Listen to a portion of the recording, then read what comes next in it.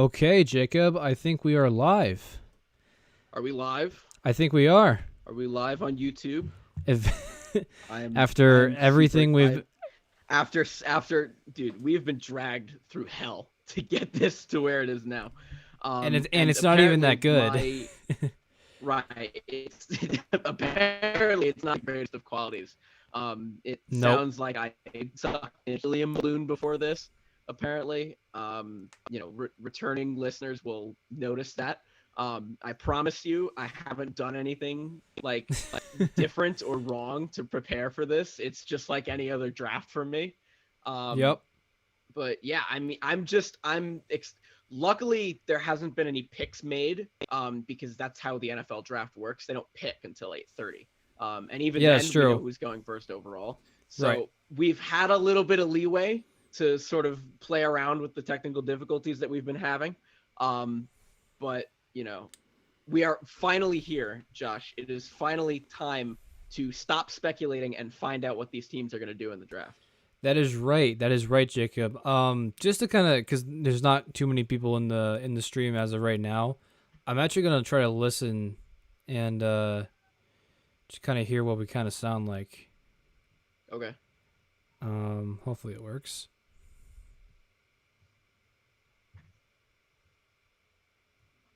Oh no. So my audio sounds fine. Okay, I'm Um, gonna start talking, and you're gonna be able to hear how does my audio sound because I'm pretty sure that's the question mark.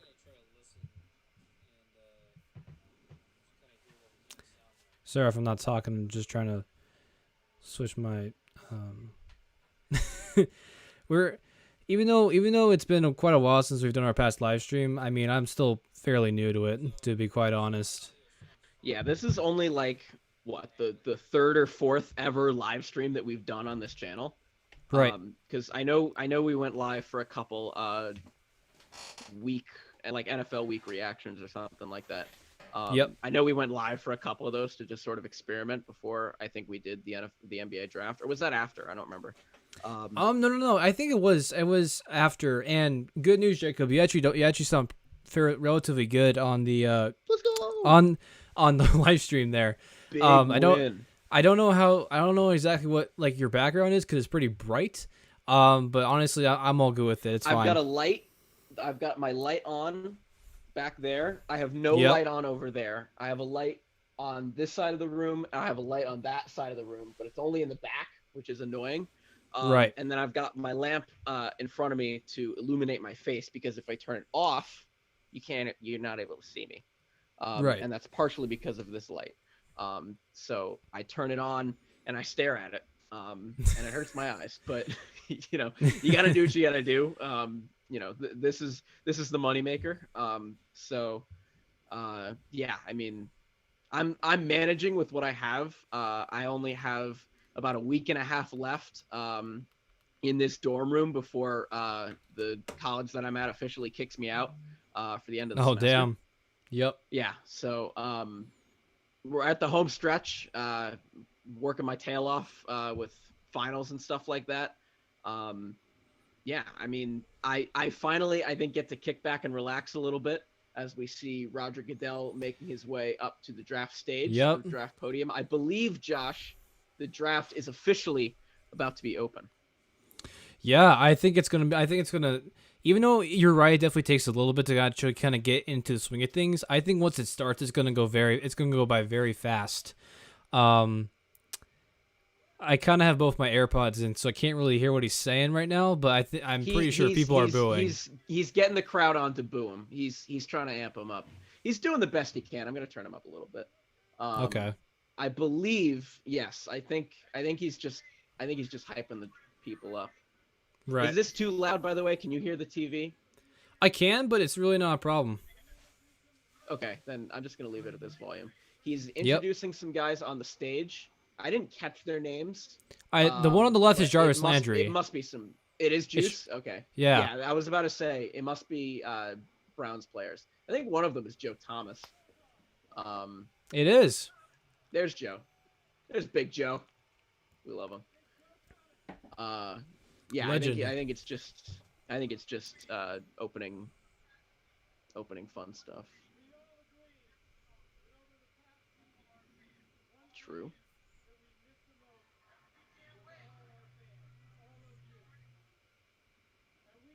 They're chanting birdie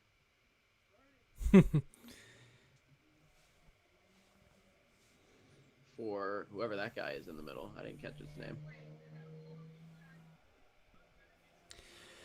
But Jacob, just before we kind of get in, because once the draft starts, it's gonna be kind of hard to kind of talk about different topics. I was at work at you when you were sending me all those texts about the Aaron Rodgers situation, and I thought for probably 2 seconds that it was just fake, because it's just like what No, like well, Aaron Shefty tweeted it. If you don't mind me taking no, the but baton that's from you. after those 2 seconds of doubt, I saw that the tweet was from Adam Schefter. I was like wait, I know there's that one faked Adam Schefter account on Twitter, but I clicked on it. It's like, no, this is the real thing. It's like, that what? was the real Shefty, and Yeah. Rappaport was saying stuff about it too. Basically, Aaron Rodgers doesn't want to play for Green Bay next season. Apparently, I should say this apparently. season. Apparently, I think there's a lot of discussion about his contract right now. He wants an extension. The Packers don't want to give him an extension. Right. I think Because that's they factor took to Jordan it. Love. Right, and he was basically like, okay, so you think you want to replace me now? And then he went and won the MVP. So it has been absolute chaos in Green Bay right now. And right now, from what I've heard from sources on Twitter like Ian Rappaport and I believe Pro Football Live, I believe is the other account, is that there are three frontrunners right now to acquire Aaron Rodgers in a trade.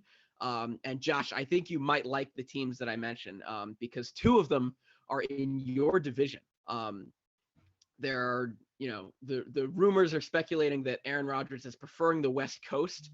And that means that the three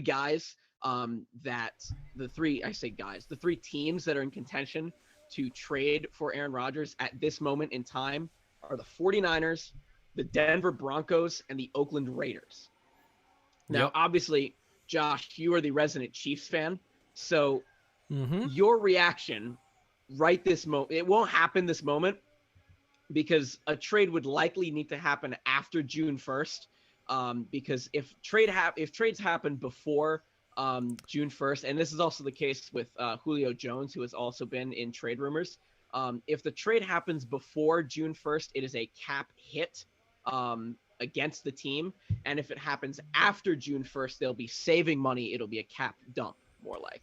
I don't mean to saving the interrupt money you in there, cap. Jacob, but it is officially the Jaguars are on the clock. The NFL draft has started. Doesn't really matter. I mean, it kind of is official since the draft has officially begun. But we all know who's going to go number one overall. Right. So I think I'm gonna keep talking until Right. That's what I was about to say. Yeah. So as it stands right now, Josh, you are the Kansas City Chiefs fan.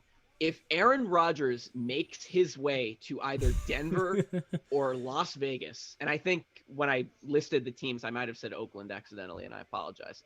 I think you did, but you're right. Aaron Rodgers, I might have, and I just didn't make it. But if Aaron Rodgers lands in your division, Josh, what are your immediate reactions if that happens? I mean, it's mixed because at first you're like, oh, cool, you have literally one division, with both Aaron Rodgers and Mahomes, arguably the top two quarterbacks in the entire league, and then you're also like, oh no, we have Aaron Rodgers like right behind Mahomes as one of the best quarterbacks in the entire league. Right, and now you gotta play him twice a year. I don't think he goes to. I don't think Aaron Rodgers goes to either Denver or Las Vegas purely for that reason. Just because I think he's still. I do think that he wants to go to the West Coast. I do think that for sure because that's where he went to Cal. He's a West Coast kid. Even though he really kind of embodies the the vision of Green Bay Packers football. He's not from that area. Like he's not like a I don't know what like the perfect geographical term is, but he's not from that area. He's not really a Wisconsin dude. Not to say he can't be one. He has been one, but I think you're dead on in that Aaron Rodgers is wanting to go somewhere on the West Coast. I think the 49ers, man, if all these rumors are actually true, I think it makes a lot of sense. Well, there was a report that had been circling around that the 49ers had reportedly a couple days ago made an offer for Aaron Rodgers before all of this stuff was official. Right. And it involved Jimmy Garoppolo, and a crap ton of, I don't know if I'm allowed to swear, but a crap ton of They're first fine. round picks, including third overall, Yep. was offered and reportedly turned down by the Packers front office. And apparently, this is also according to, I believe the account is Pro Football Live, that Aaron Rodgers wanted the front office to accept that offer that was made to them. Which That's I think is crazy, just, man. I think That's it's, I think it's, absolutely I nuts. think it's more of this. I honestly think it's more of this. I think it's just stirring the pot. All right. I think Rodgers wants to go to the West Coast because he legitimately thinks that he'll be able to win the Jeopardy host job. I think he legitimately thinks that he has the chance to win that over Ken Jennings, who, by the way, is going to be the next Jeopardy host. You heard it here first. Okay. But I think he wants to go live out there, and I think, and like Josh, I've been thinking of like mock offers in my head for Rodgers involving Denver and Las Vegas, but I want to pitch two other teams to you that might have, a really strong offer for Aaron Rodgers. They're not on the West Coast. They're not West Coast teams, but I want to know what you think of these two teams going after Aaron Rodgers. The first one plays in the AFC East, and that's the Miami Dolphins. Okay. Maybe a trade would look something like, if they don't like Tua that much, they deal Tua, they could deal a couple picks. They have a lot of young guys. They have like Devontae Parker. They could deal. They have some defensive pieces that Green Bay might want. I think Miami would be really fun for Rodgers to play in as well. And the other team, Josh, that I want to pitch, it pains me to even consider them as a top team to maybe have a strong offer for Aaron Rodgers, but that's the Washington football team. Oh no. I think if you offer someone like Ryan Fitzpatrick, who I think would be really good to mentor Jordan Love, thinking about that, I think you look at the fact that there are, four starters on Washington's defensive line that are aged 25 or younger. I think someone like Darren Payne going the other way would be really beneficial for Green Bay. And Washington right now, ideally, has 5 D-line starters and, 4 slots to fit them in. That would be, if I can name them all, it would be Chase Young, Matthew Ioannidis, Darren Payne, Ryan Kerrigan, and Jonathan Allen, I believe, is the 5th. So, you've got those 5 guys. 4 of outside of Ioannidis, 4 of them are aged 25 or younger. So a young piece that's still on the rookie contract. And Washington could throw in a couple picks, including pick 19 tonight, if they wanted to get a deal done now. So I know they're not on the West Coast, and I know that they're not in the running necessarily for Aaron Rodgers, but what do you think of Miami or Washington being a possible suitor for Aaron Rodgers? I think you've kind of nailed it dead on as I watched Trevor Lawrence flip back his hair. Yeah, Washington is actually not that bad of a team if you just kind of think about it logically. Obviously, is it the attractive pick?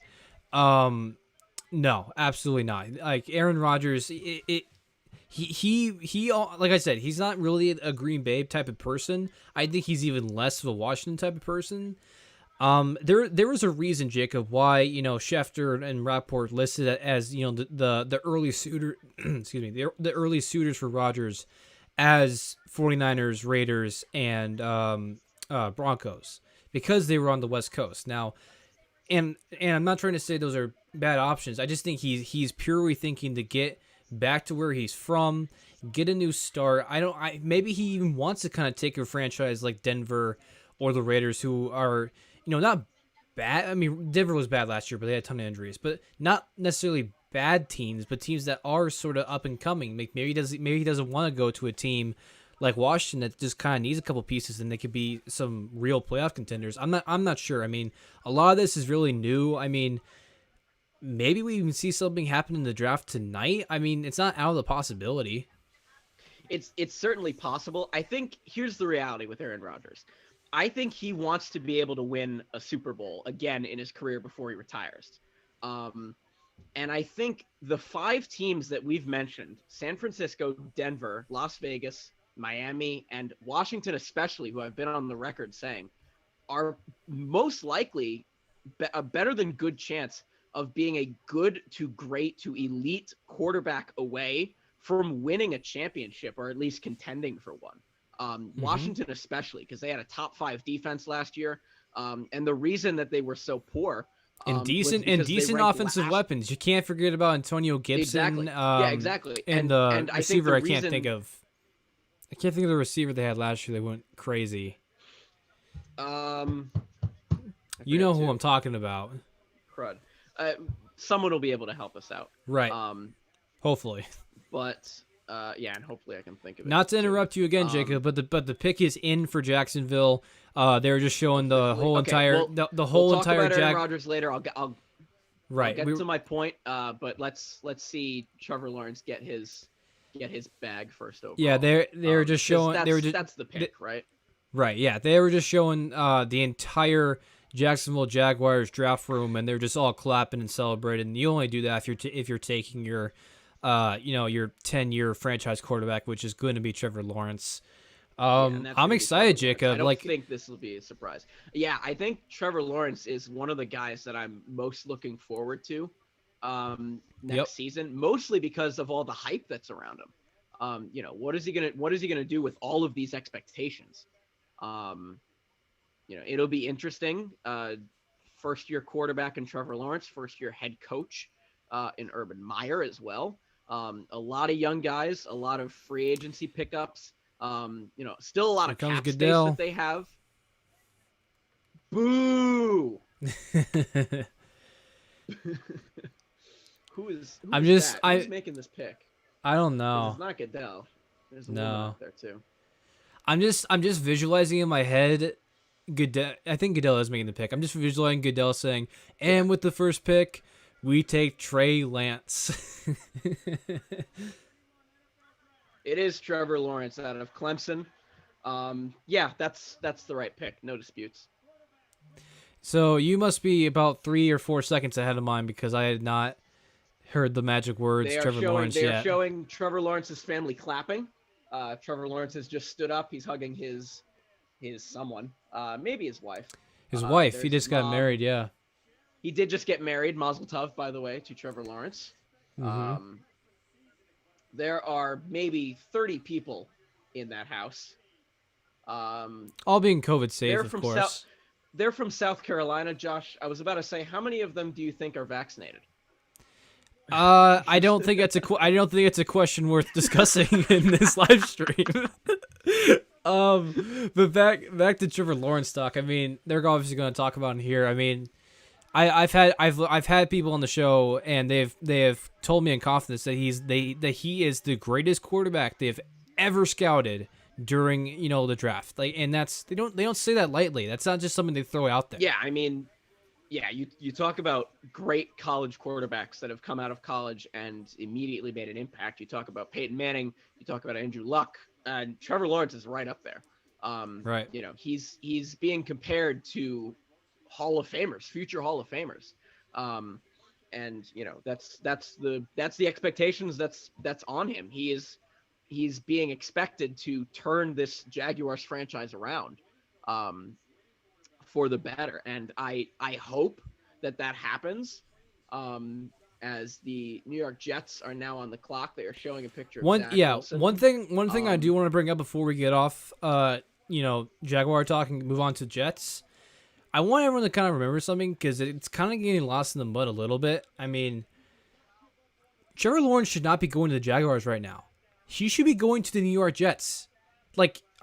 People can't forget that. The Jets literally had this waiting in the bag and decided to go beat the Browns and the Rams in back-to-back weeks. That actually happened. That actually happened, Jacob. They literally passed on a potential Hall of Famer quarterback. I'm sorry to cut you off, but they literally passed up on the golden goose to turn around a historically bad franchise to win 2 games that no one can probably even remember. Yeah, I always use the term golden goose when talking about a quarterback. This is probably the goldenest of gooses. In Trevor Lawrence, and the New York Jets quite literally blew their chance. They did, pun very much intended, butt fumble this. And now they're gonna be picking. I'm 99% sure it's gonna be Zach Wilson. There's still a little bit in me that says this might be Justin Fields. And God, how awesome would that be if it was Justin Fields? Could you imagine the state of Cleveland if this was Justin Fields and not Zach Wilson? I mean, I think there's people out there, Jacob, that actually wouldn't really mind that. I mean, there's a lot. I mean, I think Justin not saying Fields that is Zach a better Wilson quarterback than isn't Zach Wilson. Zach Wilson is a talented quarterback, and no one's denying that. But I mean, is he the one to turn around a historically bad franchise? I mean, it's not guaranteed. Not anywhere close. Right. Thank you to the chat, by the way. Terry McLaurin is the guy that we were forgetting. Yeah. Yeah, so I want to go back to Aaron Rodgers briefly before the Jets make their pick. All those 5 teams that I mentioned, the Niners, the Broncos, the Raiders, the football team, and the Dolphins are a great quarterback away from contending for a championship. And Aaron Rodgers is going to be able to do that. I've been on record saying that the football team were probably a good quarterback away from doing a lot better than they did in the regular season. Part of that is because they had the worst combined QBR in the NFL last year, with the firepower of Dwayne Haskins and Kyle Allen and Alex Smith. That was the worst quarterback tandem statistically in the NFL. Yep. And I think bringing in a guy like Aaron Rodgers, obviously he's the reigning MVP, but bringing in a guy like him is going to really turn any franchise around. And I guarantee you that 31 other teams are probably calling Green Bay right now to inquire about, what are you willing to listen from us about Aaron Rodgers? I would say 30 or 29. I mean, as much as good as Aaron Rodgers is, I don't think the Chiefs would need. Then again, I don't think I don't. Okay, we'll say it's 28 because I don't think the Chiefs, Ravens, and Bills are calling about Aaron Rodgers. Right. But the rest of the teams probably are talking, or at least whispering in Green Bay's direction. But yeah. The Jets are now, I think, are probably Jets. Now the Jets pick is in, Jacob. It's almost guaranteed, like the last one, that this is gonna be Zach Wilson. He's gonna be the future franchise quarterback, replacing Sam Darnold. They're talking about it on the screen right now. God, I've seen so many memes, but you can't it's just so true. Zach Wilson looks like he's 17 years old. He does. He looks really young. There was he looks like a small child. There was a picture going around. I forgot where, but it was basically him getting ready for the draft and him taking a selfie or whatever. And everyone's dude looks like he's preparing for his freshman I did. Into the year dance. I did see that picture circling around. Yeah, that was really funny. But yeah, I'm pretty sure this is going to be Justin Fields. Not Justin Fields. Zach Wilson. Excuse me. I would love for it to be Justin Fields because, God, I want to see the state of Cleveland after that happens.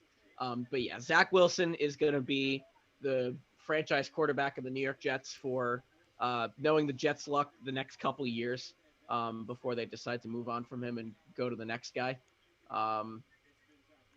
But yeah, I mean, what else is there to talk about, to be honest? I mean, it's really just a question of, can the Jets, because they've already been in this situation before, Jacob. They had Sam Darnold. I mean, you could definitely argue that Zach Wilson's a better quarterback prospect than Sam Darnold was. I think most people would probably agree with that. But it's really a question of, can the Jets surround Zach Wilson with adequate talent, because even though Sam Darnold definitely has limitations, the Jets basically give Sam Darnold nothing. Literally nothing. His starting running back last year was Frank Gore. Hold on. I mean, after Le'Veon Bell was traded, but like, all right, here's the New pick. York Jets select. It is Zach Wilson, the quarterback out of BYU. Damn, this is gonna be so annoying because you're ahead of me by like 3 seconds. I don't know why. I will announce it. I will try not to. Why do you get to announce it? I don't know. Because I'm mad. Whatever. All right, fine. Is it really? All right.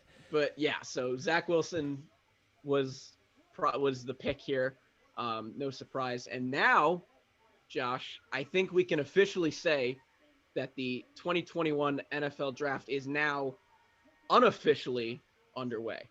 With number 3, the San Francisco 49ers. Yeah, because this is where it starts. We don't know who's going to get picked here. We honestly have no idea. There's honestly so much that could be happening behind the scenes right now. Do they go Trey Lance? Do they go Justin Fields? Do they want to bottle it and not go Kyle Pitts, but go like maybe take a Jamar Chase or something like that? Or like we were talking about, we just Jones, heard the other quarterback that's on the board. If they go Mac Jones, man, I've tried to contain my opinion on this topic. If they take Mac Jones, I think Kyle Shanahan should be fired. Like that's how outrageous of a pick that would be. That's bold, I think. Tell me the difference between Mac Jones and Jimmy Garoppolo from a skill perspective. I certainly think he's on the hot seat. If Mac Jones doesn't pan out the way that he thought, but if Mac Jones does pan out under the Kyle Shanahan offense, this will be a genius move, I believe. No, I'm not. Well, obviously, if Mac Jones is just completely proves me wrong and proves to be a very, very talented young quarterback, obviously Kyle Shanahan should be fired. But this should be a 1 year thing. Like this shouldn't be a thing where like, oh, give him a couple years, like let him sit on the bench. No, if you take Mac Jones number 3, the dude has to be inherently better than Jimmy Garoppolo. Because literally, when you look at the tape, Jacob, there isn't a lot of difference. Right. Yeah, I understand. I've been mocking them to go Trey Lance because I think that makes the most sense.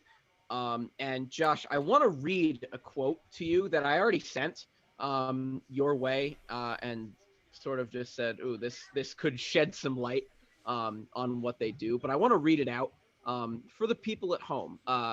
After Kyle Shanahan gave his infamous "I don't know who's going to be alive on Sunday" quote, he said this about Jimmy Garoppolo, and this is a direct quote. Quote, "The biggest thing with Jimmy is his injuries. It's been very tough for us when he's hurt. This happened 2 of these 3 years. That's where it starts. Jimmy knows that. I've been up front with him with everything. We've been Zooming the last 2 weeks. Excited to get him here coming up, especially when the draft is over. But I feel very fortunate taking a rookie quarterback that we do have a guy like Jimmy. We didn't sign a guy who's capable of or has the history of being a starter right away. We have a guy, every time he's been a starter, he's played at a high level. So to have that with Jimmy, with having a rookie quarterback, gives us a lot of leeway into this pick. I'm not going to set anything in stone, but I know that that's the situation that will be hard to get rid of. When you take a rookie quarterback and you take a veteran like Jimmy, who we know we can win with, just to move on from him is something that's not easy to do. That is a good situation for us, and I think that is something that'll be important to us this year." So first of all, before you go on, Kyle Shanahan needs to learn how to shut his mouth. That's the first thing. Not to say that he shouldn't speak, obviously, but the dude has to learn how to speak to the media better than that. Yeah. So Josh, I think the text that I sent you right after I sent that quote to you was, does that basically say, because he's essentially saying in so many words that he doesn't want to move on from Jimmy Garoppolo that easily. So in my eyes, that tells me that he's picking Trey Lance 3rd overall. Like, am I crazy in thinking that, or like, no, is that at least realistic? You got it. No, you're not crazy. You have to remember, this was a 49ers team that was in the Super Bowl the year before this Super Bowl. They have had success with Jimmy Garoppolo when he's a healthy quarterback, but I don't think anyone would be truthfully honest if they would tell you that Jimmy Garoppolo has a bright future. I don't see it. I mean, there's definitely limitations in Jimmy Garoppolo's game. Like they're like there's there is a reason why Kyle Shanahan decided to throw the ball. I think the number was 8 times back in the NFC Championship game when they went to the Super Bowl. There's a reason why they did that. I know the 49ers ground game was incredible, but there's a reason why he did that. And you can't just overlook that stuff. I mean, I obviously, and then combine that with obviously like you were talking about with the injuries. I mean, and then you have a guy like Trey Lance who, I mean, the dude just has incredible potential. I mean, maybe he doesn't harness it all once he gets into the league, but I mean, I honestly don't blame the 49ers for moving on from Jimmy Garoppolo if they decide to do that. Yeah, and I think here's what's going to happen with this pick. If it is Trey Lance, I think, what that tells me is that they're keeping Jimmy for at least one more year, and they're not trading him because there have also been trade rumors around Jimmy Garoppolo. Yes. But if they take a guy like Mac Jones, or they shock everybody and take Justin Fields, I think the next step is after June 1st or even beforehand. They trade Jimmy Garoppolo by the end of the offseason, I think is what happens. I don't think they hold on to Jimmy Garoppolo to have him be quarterback 1 in front of someone like Mac Jones, who I think is ready to start right away. I think if they do take Mac Jones, the next step is, unfortunately, to trade Jimmy Garoppolo. Yeah, and I really would dispute that as well. I've said before, I think this could be a very similar situation. In, Josh, by the way. Okay. Thank you for letting me know. I think this could be a very similar situation to what we saw in Kansas City not too long ago, where, the Chiefs drafted Patrick Mahomes before we knew how incredible he was. After Alex Smith arguably had his best season of his entire career and sat a year, learned the whole system, and then went out and showed what he could do. Obviously, Trey Lance, not playing a lot of college games and not against, very competitive competition. Like, it's a definite possibility that this could be this exact same scenario. Yeah, and in a matter of moments, we're going to find out exactly what the 49ers are going to do over the next month, I believe. Or the next couple months, we'll see what happens. I'm hoping it's Trey Lance for Jimmy Garoppolo's sake. But it seems, oh no, he's not walking up yet. They're still talking about it. But yeah, I think we're just stalling really, because I don't know about you, Josh, but I'm a Giants fan. I'm super nervous right now. Because I have no idea what the hell is gonna happen. And I am super duper nervous. But why would that affect you as a Giants fan? I don't know. I don't know why I feel nervous. But right. Like, I don't know. Like, I guess as a football fan, I'm nervous. But this pick is gonna have a lot of. It'll have a lot, and it will be remembered for a while. Josh, I don't mean to cut you off, but Roger Goodell is at the podium. Can you do me a favor? Just, you can tell me every other one, but don't tell me this one. Okay. Well, actually, just as you do that, my dad literally just texted me who they picked. Woohoo! So it is Trey Lance, quarterback from North Dakota State University, and that means, Josh, that Jimmy Garoppolo is going to stay a 49er. Hasta la vista. Well, not for this year, but the year after. He's going to stay for a little longer. I think this is the best pick for them to make. This is ideal for them. Yeah, I'm very happy for Trey Lance. I think I'm happy. Yeah, I'm happy they made this pick. This is a good pick. This is a guy that has he arguably might have the most potential of anyone in the entire draft class. That's a legitimate argument. I know he didn't play for a big school. He played for the same school that Carson Wentz went to.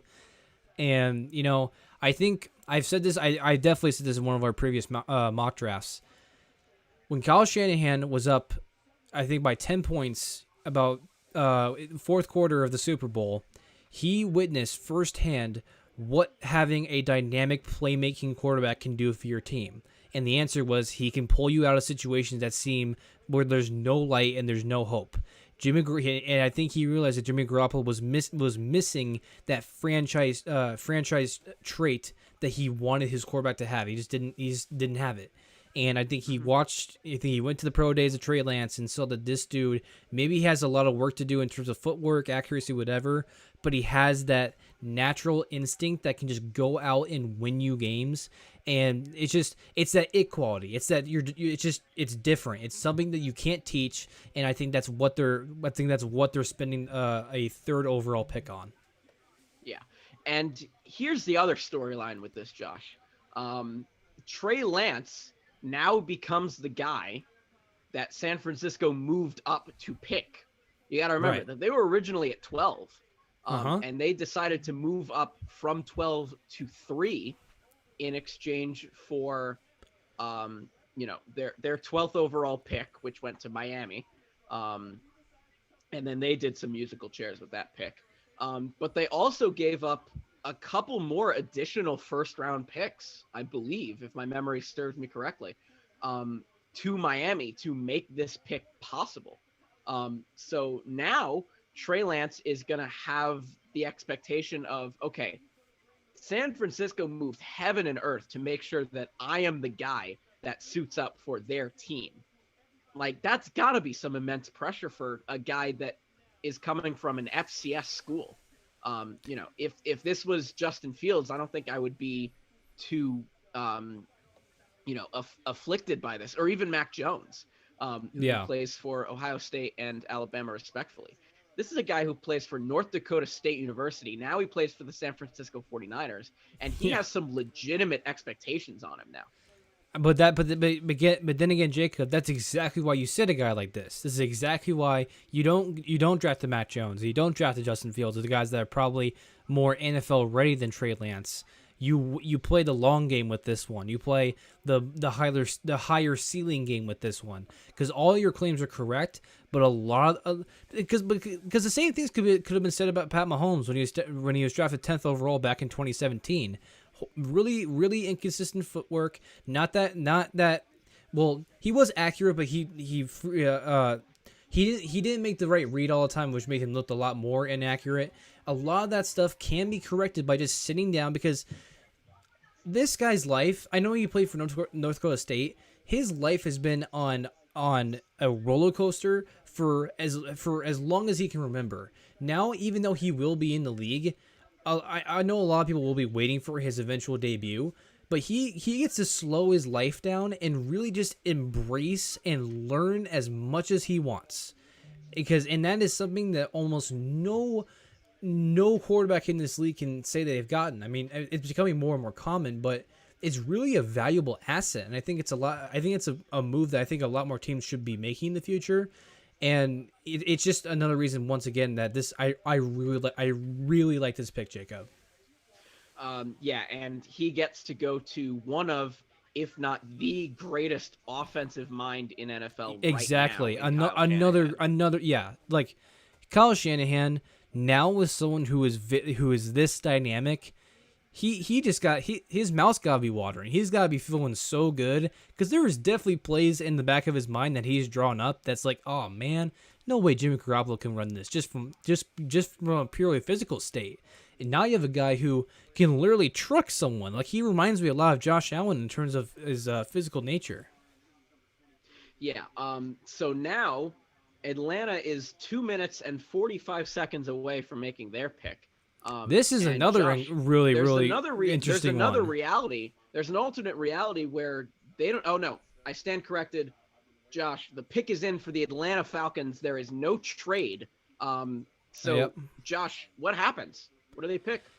First of all, before I answer that question, there is a weird glitch going on with I'm on ABC right now for my draft coverage. Whenever the pick goes in, the clock resets to 10 seconds for 3 seconds, and then shows the pick is in. Just saying that's really just starting to piss me off. That is bizarre. I'm on ESPN. That's not happening with me. Okay. You asked me. You asked me, Jacob. Happening with ABC. I don't understand. Okay. We'll go back. Well, going back to the question though, Jacob, of who Atlanta takes here. Man, I don't know, because there has been lots of reports saying that one part of the organization, specifically the upper management of the organization, wants to move on from Matt Ryan. and then new head coaches. I forgot the name of the head coach. Of course, I did. Arthur Smith. Arthur Smith wants to maintain Matt Ryan for a year or two. I don't know. Arthur Smith, Josh, oh man. was the offensive coordinator in Tennessee before he took the head coaching job in Atlanta.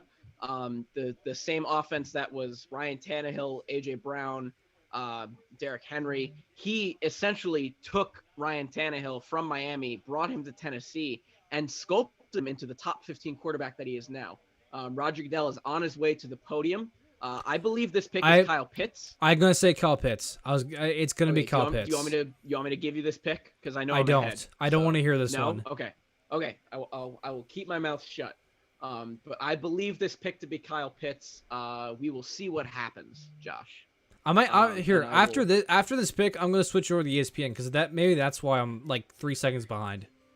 Maybe. Don't tell me. I won't.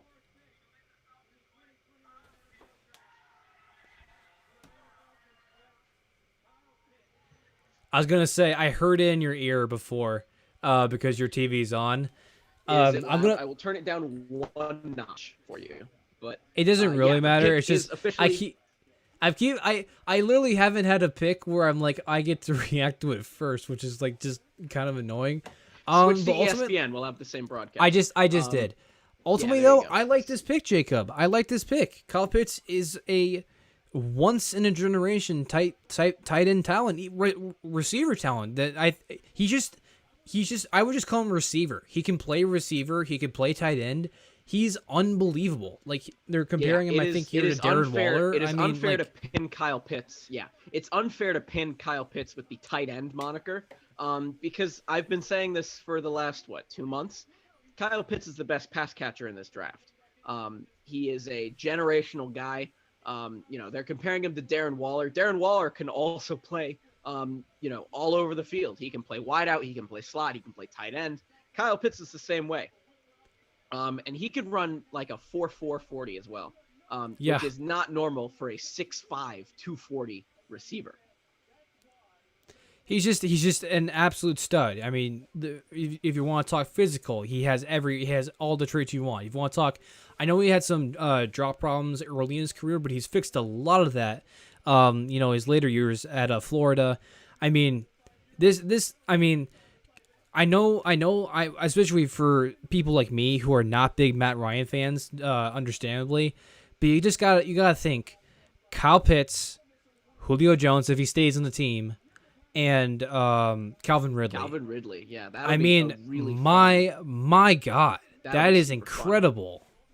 It's unfair. Yeah. It's up there with Kansas City if Kyle Pitts turns out how we think he's going to turn out. Mm-hmm. Yeah, that'll be super exciting offense to watch. Arthur Smith is going to have a lot of fun with him, and Matt Ryan especially is going to have a lot of fun with him. I want to turn our attention to Jacob to Cincinnati because this is also not a guaranteed selection. It should be. Yeah, it should be. But I mean, does the idea of getting a number one receiver trump the idea of protecting your franchise quarterback? I mean, it shouldn't, but I think it's a possibility here. Here's what I know. Because we are in Cleveland, Ohio. If the Bengals do end up going Ja'Marr Chase, I'm under the impression that the Cleveland crowd is going to go nuts because 80% of them are Cleveland Brown fans. Yes. And they know that Myles Garrett is going to have a much easier time getting to Joe Burrow twice a year. If they take Penei Sewell, it becomes Penei Sewell and Jonah Williams as the bookend guys, and that becomes a lot harder to break through.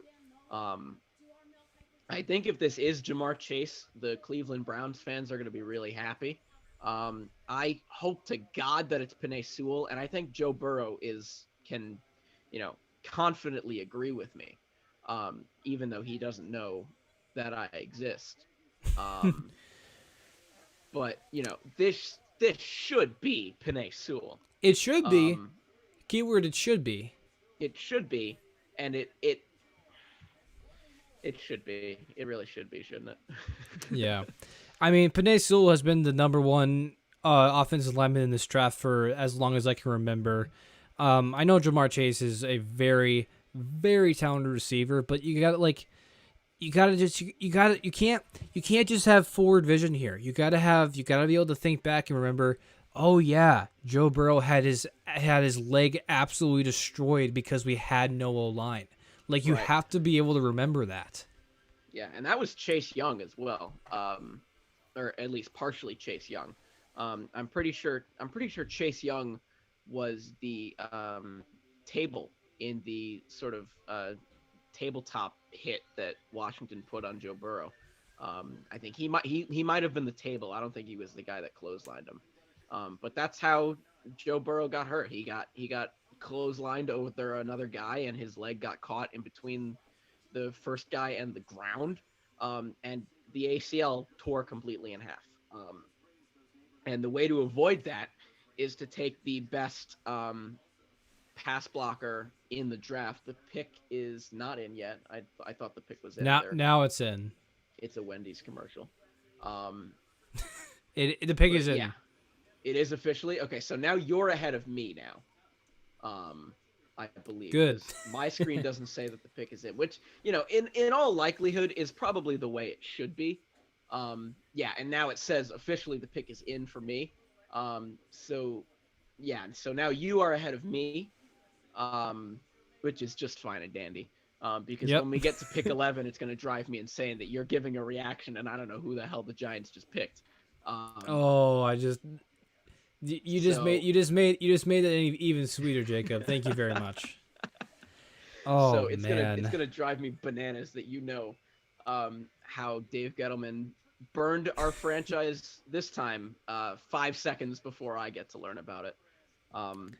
So that'll be nice. How draft night impacts us all. Can we crack a deal? When pick 11 rolls around, can you switch back to ABC so I learn the pick before you do? What can I here's what I here's what I can do. You will get absolutely nothing in return. This is No. I don't even want anything in return. Here's what I can do. How about I tell you I switched, but I just don't. I won't. It's reassuring at the very least, but yeah. At least I know that you either switched off for me out of the courtesy of your heart, or you're just lying to my face. But I'm lying to make you feel better. Yeah, I suppose, but it's still lying at the end of the day. Yeah, but it makes you feel better. That's cap. Not if I know if you're lying. Oh if I realize you're lying eventually. What are you even talking about right here? Why hasn't the pick gone? Come on. It's because we're learning about. I don't even know what this is an ad for. I'm gonna be agitated like all night because the Chiefs don't have a pick. Yeah, but you got Orlando Brown, so whatever. Yeah, Why am I complaining? Yeah, right. You've got a Pro Bowl tackle now as a result. Here's the question with that. Does Orlando Brown become a better player overall career-wise than Penei Sewell? That's basically. I think it's too early to tell. I think Penei Sewell is going to be a phenomenal pass blocker. And hopefully in a couple seconds, we'll be able to find out, as you see, the offensive line stats for Cincinnati and how abysmal they were, if you are watching the broadcast on ESPN. Hopefully he gets to block last year's number 1 overall pick in Joe Burrow. Hopefully Joe Burrow gets to play more games than he did last year, so that we can get a better sample size of how he is as a thrower. Because in the 8 games that we saw of him, we saw that he was a really good pocket thrower. He was a great mobile guy. He was able to escape the rush. I think it'll be interesting to see what they do. On the chance that they do go Jamar Chase, first of all, how awesome would that be? Burrow to Chase, if they do manage to get that pass off. Two former teammates playing in the NFL together. It would be awesome. But the reality is, as Roger Goodell starts to talk to whoever they're putting in the chair, I guess they're putting. Oh, they did it! No! Oh no! Oh my God! They picked Chase, didn't they? No. With the 5th pick. I just heard with Oh the 5th my pick now. god. Oh God man. damn it. Oh my god. I feel awful. No. He's Wow. great, but That's if you can't throw to him, it doesn't matter. what a that just if you're Joe Burrow right now, I mean, thanks for the receiver, but screw you, man. It doesn't Oh matter my if you can't throw god. it to him. That's the reality. If you can't throw it to him, it doesn't matter. That's I'll let you talk about that Damn. for a second. Damn. I'm mad, dude. Again, I'm a Giants fan. I'm mad right now. Jamar Chase obviously is a phenomenal wide receiver. And if Joe Burrow gets a chance to throw to him, he's going to be electric. But that's the other caveat that he's got to be, they're talking about his route running, his catching. He's a great separator. But oh my God, you're not going to have any time to throw to him. That's the other thing. Like, you need to be able to throw to him. I understand that I'm stalling for time a little bit. They're showing his highlights right now. He's a great mosser. He'll be able to catch balls in your face, footballs that is. And he's a phenomenal wide receiver. But it doesn't matter if you can't throw it to him. I wished that this was Penei Sewell, and the reality is, as a Giants fan, I'm a little bit happier because this increases the chance of Sewell falling to us. It increases the chance of Slater falling to us. It'll obviously be interesting, but that also means that that's one less wide receiver off the board for us to possibly take, because there have been so many mocks with us taking either Jalen Waddle or Devonta Smith, and part of that includes Penei Sewell going 5th, and Miami end up going 6th. So now Miami is on the clock, and they probably, as the pick is in officially, have their choice of either Jalen Waddle or Devonta Smith, because I don't think they go in any other direction, Josh. I don't think they go defense, even though there's a possible need at edge.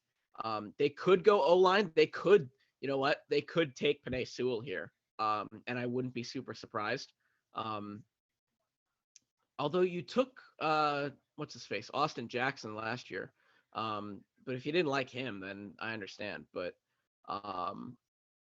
we'll see what happens. With Miami, God, now who do they go to? Sorry about that absence. I was just Because- trying to fix something real quick. Yeah, you're fine. So now that Jamar Chase is off the board, and I haven't had Miami taking anyone other than Jamar Chase in all of my mock drafts. And now that he's gone, and the Dolphins realistically have their choice of Jalen Waddle, Devonta Smith, and Penei Sewell, Josh, you are the GM of the Miami Dolphins. Who do you take out of those three? For the Dolphins' later pick? No, for this pick. Oh, out of Smith, Waddle, and Sewell. right. Those are probably the three guys that they're choosing from. You're Right. the GM. Who are you taking? If I'm the GM, then I'm taking Jamar Chase for sure. I mean, He's not I think available though. So who are you taking now? I know I was making a joke. I was saying, I think, oh man, I think Waddle's probably the pick, to be honest. Even though I don't think he should be. Man, Jake, I'm still. I think I was saying beforehand, like this pick should be Penei Sewell, but I'm still not counting out Jamar Chase. Even though, kind of, as I'm sitting here right now, I was sort of counting out Jamar Chase. Like that's how sure I was. That's crazy, man. Yeah, that's wild. I agree with you. By the way, I think the pick is probably going to be Jalen Waddle, but with Penei Sewell falling out of the top 5. Do you think Miami goes Penei Sewell now? No, I think Carolina goes Penei Sewell, and they I think they That's probably secure. more realistic. I think they either trade up just maybe one or just they call him on the phone. I think Carolina does not pass up that. Yeah, well, we'll see what happens. I don't see. I don't know if Miami goes Sewell now. Um, I don't think Miami goes Sewell. yeah. See, I'm not sure, to be honest with you. They could. I could see it happening. Um, but you know, I think picking a receiver is more realistic. I think Waddle is probably going to be the pick here. Um, yeah. Do me a favor, by the way.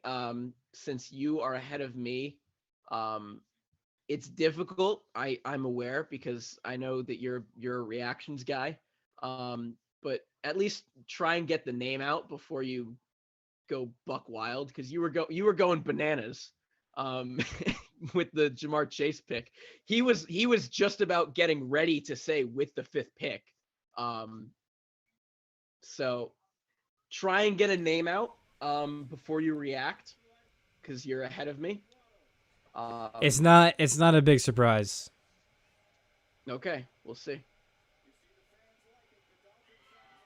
I think it's only a safe pick, Jacob. I mean, do I think people are kind Select of.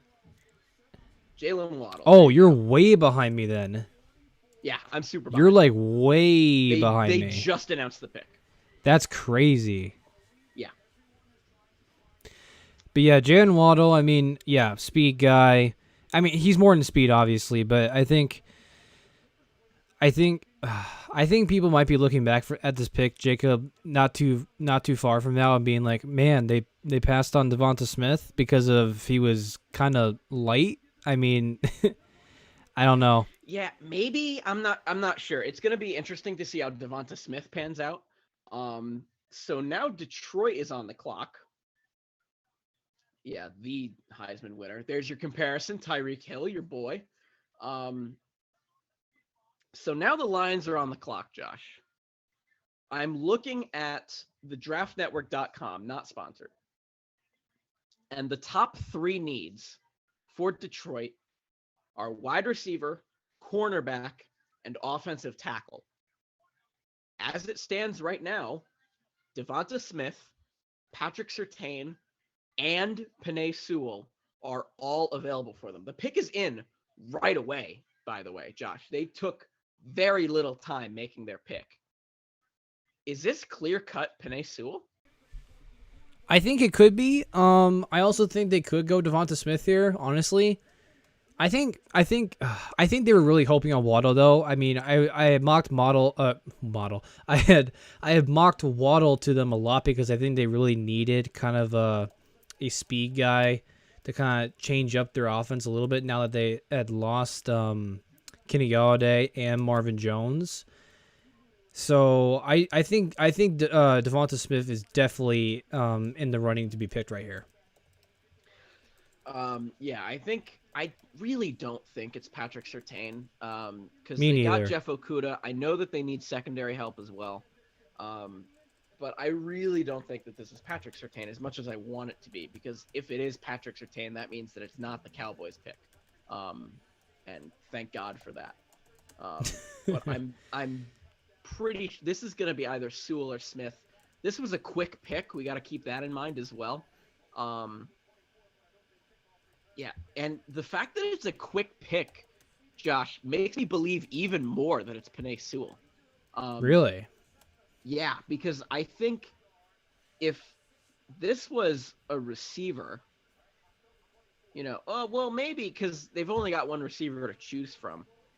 Um, but I don't think they were expecting Sewell to fall outside the top 5. I think they were expecting Cincinnati to take Penei Sewell. And they're seeing that he has slipped by Cincinnati. He has now slipped by Miami, and now they're maybe saying, okay, Carolina might take this guy. Um, and we'll see what happens. It's not a trade, which is what I was kind of hoping it was. I was hoping for Detroit to trade out of this because I don't know if they have a whole lot of draft capital to begin with. But I think, you just got Jared Goff. Maybe you build an O-line with him now.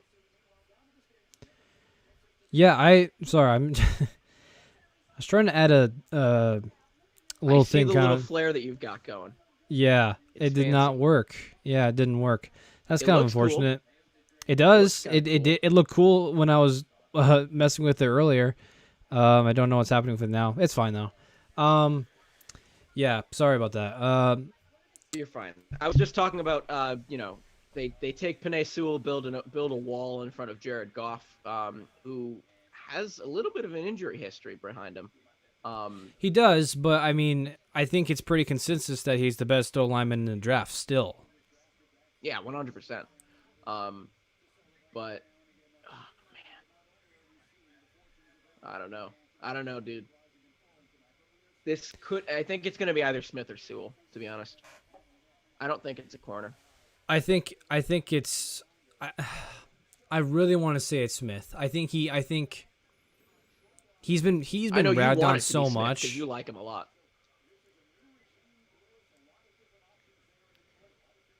Yeah, you like Smith a lot. So I know how much you want him to go. Although I think you want him to go to New York more, just a little bit more, just to see me suffer. But if You're right Smith about does that. go here, if Smith does go here, I think I will be a lot happier, and a lot more content with what we do, at 11. Yep.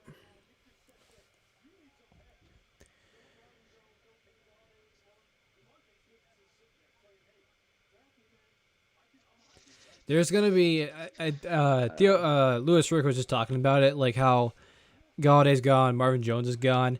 If Detroit passes up here on Devonta Smith, he I would be willing to bet that Devonta Smith goes on to go. He goes on to win many Pro Bowls using that as fire to drive his NFL just dominance, like Yeah, it's literally, possible. like because no one's doubting that the biggest need here is receiver, right? They don't really Yeah, they no, don't 100%. The biggest need is receiver, but I don't think you're like expecting Sewell to fall here. You know what I mean? And this wide no. receiver class is absolutely loaded, so Look they at the can dude. get a Wait, do you guy. see the guy? Oh, I'm ahead of you. Goodell I'll see him in a bit. is like shaking the hand of a Lions fan. He's in like on the stage. He's like in like a grandpa chair. Oh, wait, here's the pick. Yeah, I think they're sticking like really old fans of the team. Yeah, I see Hold what on, you're hold talking on. about. He's got the high socks and the shorts. Go ahead, because it's your pick first. Oh, here we go. You were Don't right. say anything. Don't say a word, because I don't know yet. With the seventh pick, Smith or Sewell? It is Penei Sewell. It's Yeah, Sewell. I mean, he I like falls it. outside the top I don't five. I don't love it. I don't hate it either. I mean, yeah, they need. He's gonna be the day one left tackle, but like. Absolutely. I mean, we've seen the only way Jared Goff has been successful at quarterback is when he is completely surrounded by weapons. And guess what Detroit has? No weapons. Like Jacob, they don't have weapons. So I don't know what. Yeah, they don't have anybody to throw outside of T.J. Hawkinson. They've got nobody. And that also this also makes this Carolina pick a lot more interesting because if Penei Sewell would have not gone to Detroit right there, this pick would have been in Absolutely, this 30 is the pick. seconds If after Penei it started. Sewell falls, yeah, this is absolutely the pick if Penei Sewell falls to 8. But now it's not. I And think it might be the Slater. I think the question is either Slater or Surtain, and I'm leaning a little bit towards Surtain because Matt Rule is a defensive coach. Yeah, you're definitely very high on Surtain. I'm high Slater, on I both mean, of them, to be honest with you. well, I think everyone's high on Slater. They need O-line help, especially now that they have gotten their supposed franchise guy in Sam Darnold. I think Slater is the more plug and play, big impact player here. Although I do think there is an argument that Surtain is the more talented one. I'm also Man, rooting I'm watching. for, I'm watching the Detroit draft room, and they're just going nuts. You could Oh yeah, definitely they're tell going they were ballistic. They didn't not expect Sewell expecting to fall here at Sewell. all. Yeah, exactly. I think that's why it was such a good pick, or such. Yeah, they're going bananas right now. Yeah, because they weren't expecting Penei Sewell to fall to them. The best O lineman by a country mile, I believe, outside of Rashawn Slater in this draft, just fell into their laps quite literally.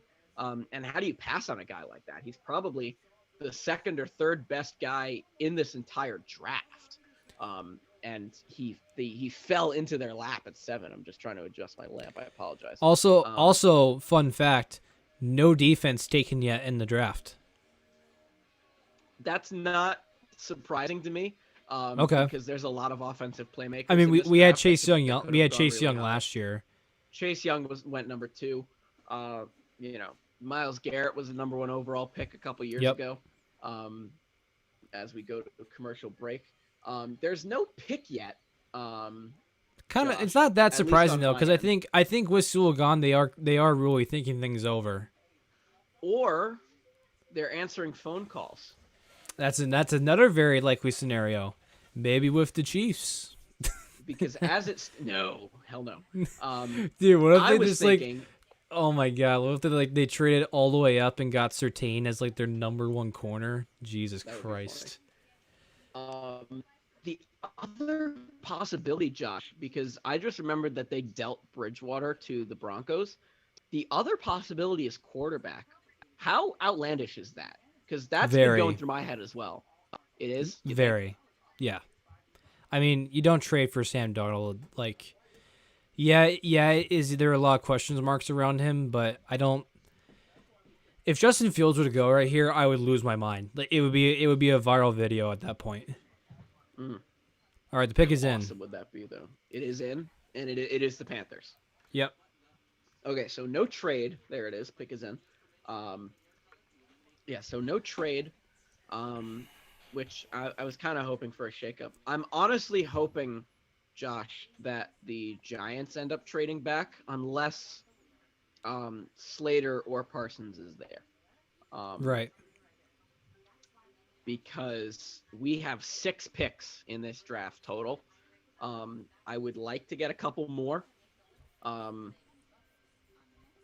But, beggars can't be choosers. That's right. I won't be devastated if there's no trade back by my Giants. Dave Gettleman is also not known for trades on draft day. He was like that in Carolina. He was like that here. But maybe he trades with Carolina here. I don't know. Well, the pick is already in, so that's Obviously, I'm just saying. that's just false. Yeah. Thanks for the mockery. Yeah, I got you. Yeah. So okay. So I'm really interested in this pick here. I'm generally like, I don't really know. I got a gut feeling it's Rashawn Slater. I also have a gut feeling though that's neither of who we think it is. I think they almost reach here. I think they almost go like just completely out of the box here. So now there's no trade. The other guy that I'm thinking about Rashawn Slater. I'm thinking about Patrick Surtain. I'm thinking about Justin Fields because I don't think it's totally out of the question. I'm also thinking about Micah Parsons here.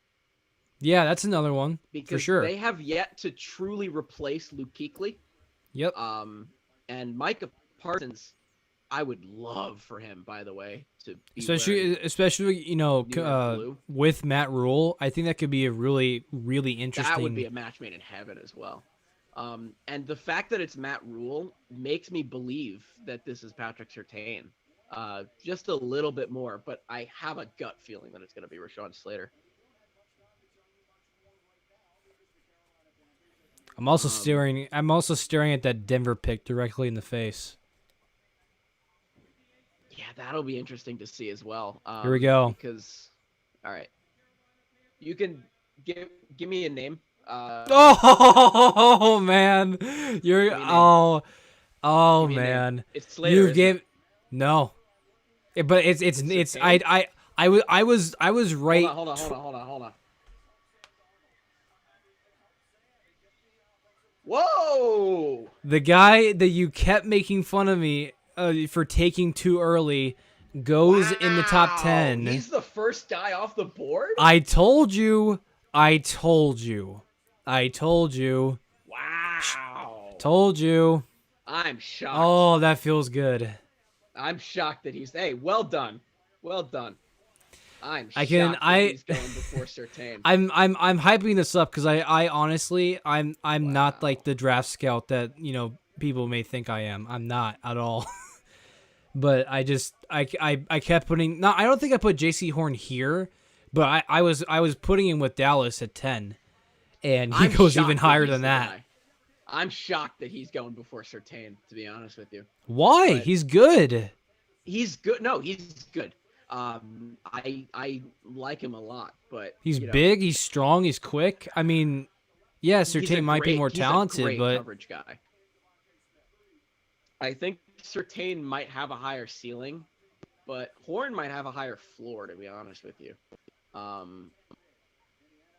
wow. he I'm might shocked he that might it's have been not Surtain. he might be a bust. I don't know. We'll see in 3 years. Maybe they picked him because he went to South Carolina. That's why? that might be why. I mean, I don't think it'd be why, but I think it might help. It's possible that it's a reason. So now we get to Denver. Who does Denver take?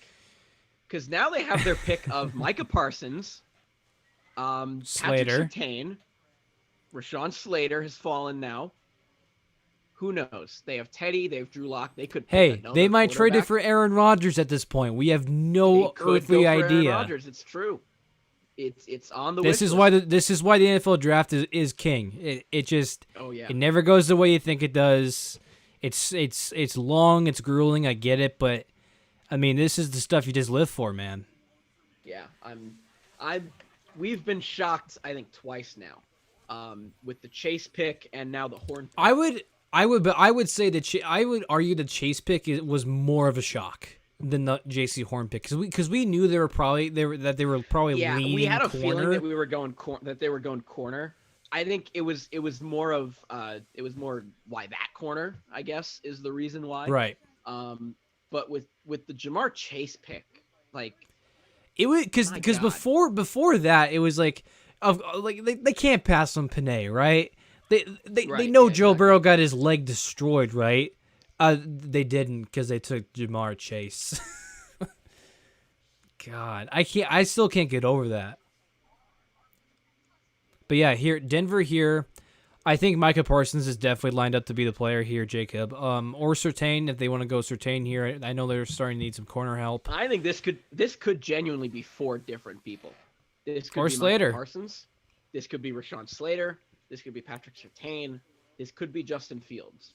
This could genuinely be 4 different people, and I wouldn't be surprised.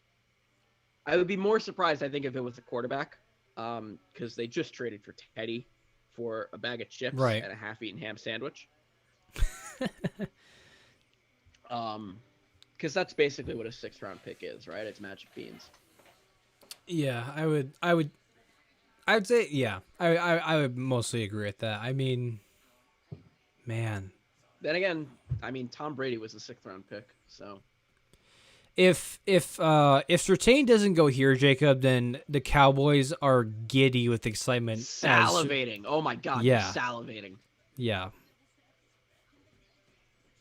What a fit that would be. It would make me unhappy. Line him up with Diggs, another Alabama corner. I mean, my God. It would make me unhappy as a Giants fan. Because It would, I know that yeah. That's probably the guy that's covering Kenny Galladay. And then after Cowboys, hello Devonta. Yeah, God forbid. If it is Devonta Smith, I'm gonna. Come on, man. The dude is a Heisman winner. You guys need some receiver talent. There's 2 picks in front of us right now, and there are 3 guys that we could go with right now. I wouldn't be mad if we picked Micah Parsons. I wouldn't be mad at all if we picked Rashawn Slater. I wouldn't even be mad if we picked Patrick Surtain. I really wouldn't mind that. Even though I think our secondary is totally fine the way it is. Um, you can never have too much secondary, I believe. But You can never have too many O linemen as well. that's also true. You could never have too many big burly guys. I think Rashawn Slater, yeah, easy. Look at best available: Devonta Smith, Rashawn Slater, Justin Fields, Elijah Vera Tucker, Micah Parsons. Um, yeah, I mean, Dude, can Mac Denver's Jones pick, and not they're look still like just ticking. like a smug like? Look at the way he's sitting. Like just every like look at the way his tie is just folded at the side. Like, man, I have Yeah, nothing against Mac Jones. Just the way every time I see a he picture or looks video so of he him, looks stoned. He looks so high. he looks like he couldn't give less of a you know what. He's gonna have my daughter back by 9 p.m. for sure. I was gonna say the exact opposite. But yeah, the clock is still ticking for Denver. I don't. I think they don't know what to do here. I really don't. They do have a lot of options. Their phone is probably ringing off the hook. You just have Aaron Rodgers on the line, like, "Get me out of here!" Could you imagine? He's begging and pleading with Denver right now. It's like I know John Elway's not there anymore, really, but like Aaron Rodgers, is like, I'm tall enough. I'm tall enough. If you guys don't get that joke, it's a Gridiron Heights joke. The pick is in. It is Denver. No trade. No trade. Which means We God, who we do I have want to them we have pick to see here? a first round trade though here, right? Like somewhere in the first round, At there's going to be a some point, trade. probably. Because right now Justin Fields and Mac Jones are still available. I think it's almost if Justin Fields Justin Fields won't go here. I think it's almost guaranteed that New England gets Justin Fields right at this point. I think New England and Justin Fields are almost a guarantee at this point. Unless a team like Washington or Chicago leapfrogs them, yeah, I think at the I don't think New England needs to move to get a quarterback. That's my point. Not at this point. Yeah, I don't think both Washington and Chicago leapfrog him. Right. The Maybe we see Chicago trade up. I don't know. Yeah, that's what I'm thinking. Like, I don't think both of them are gonna leapfrog. I think one or the other, sure, but I don't think they both. Here's do. Goodell. All right, give me a name. I would love for it to be Patrick Surtain, so that Dude, I can see Cowboys fans going miserable. They have the weirdest looking people sitting in this chair. Like what's the deal with this chair? Like what's so special about this stupid chair? What the theme is. I don't All right, here's understand what pick. the theme is, to be honest with you. All right, give me a name. Oh, okay. They go Surtain here. They do? Awesome. Woohoo! Nice. I'm happy. Dude, the Cowboys are screaming at their TV. Jerry Jones is punching the air somewhere. Dude, he's like going, I can't do a Jerry Jones. He's probably on his yacht, like just like having an ulcer. I'm okay with that. I'm super okay And now with with Patrick Surtain going here. And now with Dallas, do you go linebacker? Is that the next need? Because now J.C. Horn and because Leighton Vander Esch is still on their team. I don't think Okay. linebacker is the need here. Slater, I they had think- tons of O-line problems. Ah, God, if they go Slater, that'll piss me off. As a Giants fan, that's not well. Either way, you're gonna be pissed off because they have a top 10 pick, but That's true. I'm gonna be because they're gonna get a good guy. I really don't think the pick is Parsons here. I could see Slater. I could see. It I mean, could be Caleb Farley. They could Yeah. just go, okay, we really need a corner. it could be Justin Fields. I mean, who knows? God. Jaron, Dude, I think best case scenario for me, the Josh, world- is if they take Justin Fields. the world would explode if Justin Fields goes number How 10 here. funny would that be? How I mean, funny would that be? I would. You don't even want to know my reaction if that would happen. I think. The thing is, now that I've thought about it, it doesn't exist. I can't stop thinking about it. Like just the idea How funny of would Dak that be? That of would be Dak awesome. Prescott, coming off the injury, and now You know, I feel like I can just hear Jaw on the floor. I can just hear Jerry Jones in their draft rooms like just like I've been loving this Justin Fields guy since the moment we Is that we your saw Jerry Jones? He has a Is weird that like your southern Jerry voice. Jones? He is. He's a weird, creepy old man. I can't do a Jerry Jones that well. So It don't wasn't ask. terrible, I don't think. It wasn't awful, but it was just so unexpected. It sounded like who's the guy that Ty Schmidt does on the Pat McAfee show? Ty Schmidt does a Mel Kiper. I don't watch Pat and McAfee anymore. There's another guy that he does, and I can't remember his name. Sounds like that guy. Really? But yeah, so this is just another situation like Denver where we really don't have a clear-cut idea of what they're going to do here. It could be okay, look. I'll rattle Not off to some not to ideas mention for you. because we really haven't talked about Surtain at all. This kind of sucks as a Chiefs fan because now there's a potential for a lockdown corner. I don't think he'll be able to cover Tyreek Hill still. I mean, who really Still can? a very good but corner though. but now that Sammy Watkins isn't there anymore, I mean, Tyreek Hill is gonna have to carry an even bigger load when we go and travel to Mile Absolutely. High. Yeah. Okay. So Dude, let I me can't spitball some names for you. I can't get over these Mac Jones facial like He these looks into so the high. camera. He looks stoned. Dude, he looks I can't wait. I can't wait for the memes like after we're done with the live stream. Oh of yeah, just- you know that there's memes happening. there's gonna be some good ones out there tonight. God, he's squinting so much. Okay, so let me spitball some names for you that this could be. This could be Caleb Farley. This could be Rashawn Slater. This could be where Kwity Paye goes. This could be Christian Darrisaw if they like him more than Slater. This could be Elijah Vera Tucker as well, who's still available. You know, just some guys. I just named 3 offensive linemen. Yeah.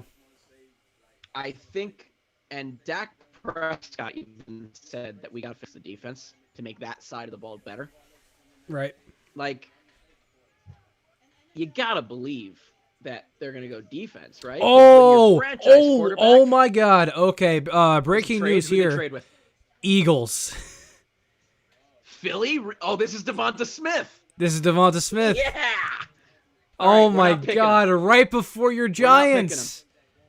That's fine. That's so fine. You can Oh, have, man. have Devonta Smith. That's fine. The Eagles And are on then the clock. They're gonna pick Devonta your Smith. guys are gonna take Slater. That's what's gonna happen, We're gonna take Slater. We are gonna take Slater. Oh my God, I'm so happy now. dude. This is the best thing that could have happened to you. This is best case scenario. Outside Oh of my taking God. Justin Fields, this is best case scenario. Oh my Wow. goodness. They're also calling him Pat Surtain, which is just sounds wrong. I like it though. I'm surprised that Philly traded with Dallas, a division rival. That's what I was surprised when I first saw like Cowboys trade. I wasn't like freaking out until I saw who they traded with. I was like, oh man, because Philly was like not even that far behind. There's no one in the war room. No one's there. It is a ghost town. Man, now Jerry I mean, Jones, this is showing that they're giving Jalen Hurts a shot. Like they want to see what Jalen Hurts can do. Philadelphia is finally getting the right receiver. That's what's happening. This pick is for Devonta Smith. There's no imagine if it wasn't though, just hypothetically. God, Oh could my you imagine God. if they passed on Devonta? With the Eagles they're- trade I mean, up, they're showing the Eagles Devonta. take they I'm trying to think of a really weird one. Watch it be The- Justin Fields. Oh Watch my it be a God. quarterback. Oh my God. Holy shit! It That's could be a actually not out. quarterback. That's actually not out of the. That's Oh actually my not God, out of the that's possibility. Not super outlandish. That's not super outlandish. It's not. Jalen Hurts, second round God. pick. You had to get rid of Carson Wentz. You're not Holy- sure about Justin. Dude, you're not dude, sure it about could Jalen be Hurts. You Justin just kind of. Fields. Could you imagine if it's Justin Fields? That would be even. Oh my God.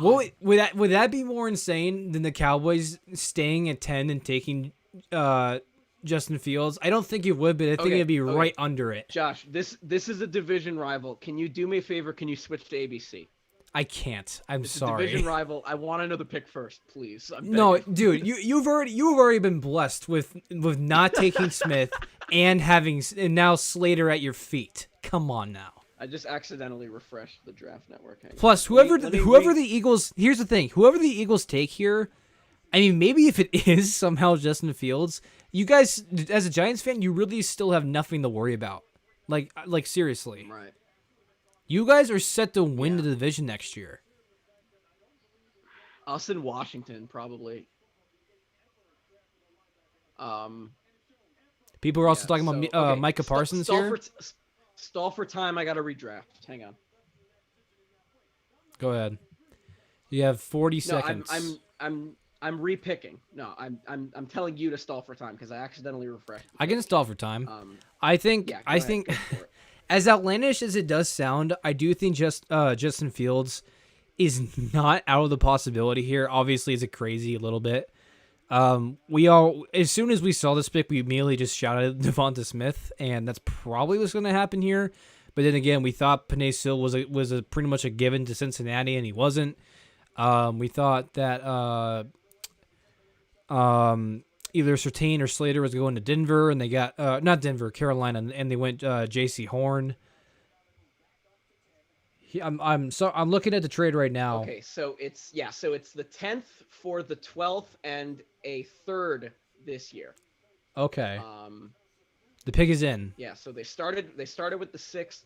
They traded down to 12th with the Dolphins, and then they traded back up to 10 to make sure to probably get in front of us, because in all reality, we were probably thinking about taking Devonta Smith legitimately. You guys were. Like, as much as you didn't want that to happen, I think that was probably what was going to happen. There was a legitimate chance that was going to happen, and I think Philadelphia wanted to get in front of us, another division rival. Unfortunately, they needed to strike a deal with Dallas. They managed to do that, and now Dallas taking someone like Caleb Farley is not so much of a reach at 12 now than it is at 10. Right. And they get an extra third-round pick out of it as well. Jacob, we've already talked about it. I'm gonna lose my mind if Justin Fields goes here. It's gonna If explode. this is Justin Fields, I'm going ballistic, and I'm gonna get a noise complaint, and I don't give a shit. Yeah, That's what's gonna happen. And here's the thing: right now. if Justin Fields doesn't go here, then it's New England guaranteed. Like it's going to happen. Unless barring a trade up, that's what's gonna happen. Yeah. All right, I'm now making it my job to look at each person who is sitting in the chair. Now it's a very elderly woman wearing like a golf hat. I don't know what they're doing here. It does look. They should. Like, why don't they give us a background of who these people are? Just rather than just having them sit down in this random ass chair. Like, why does it just need to be? Wait, here's the pick. Give me a name when it pops up. Oh my god.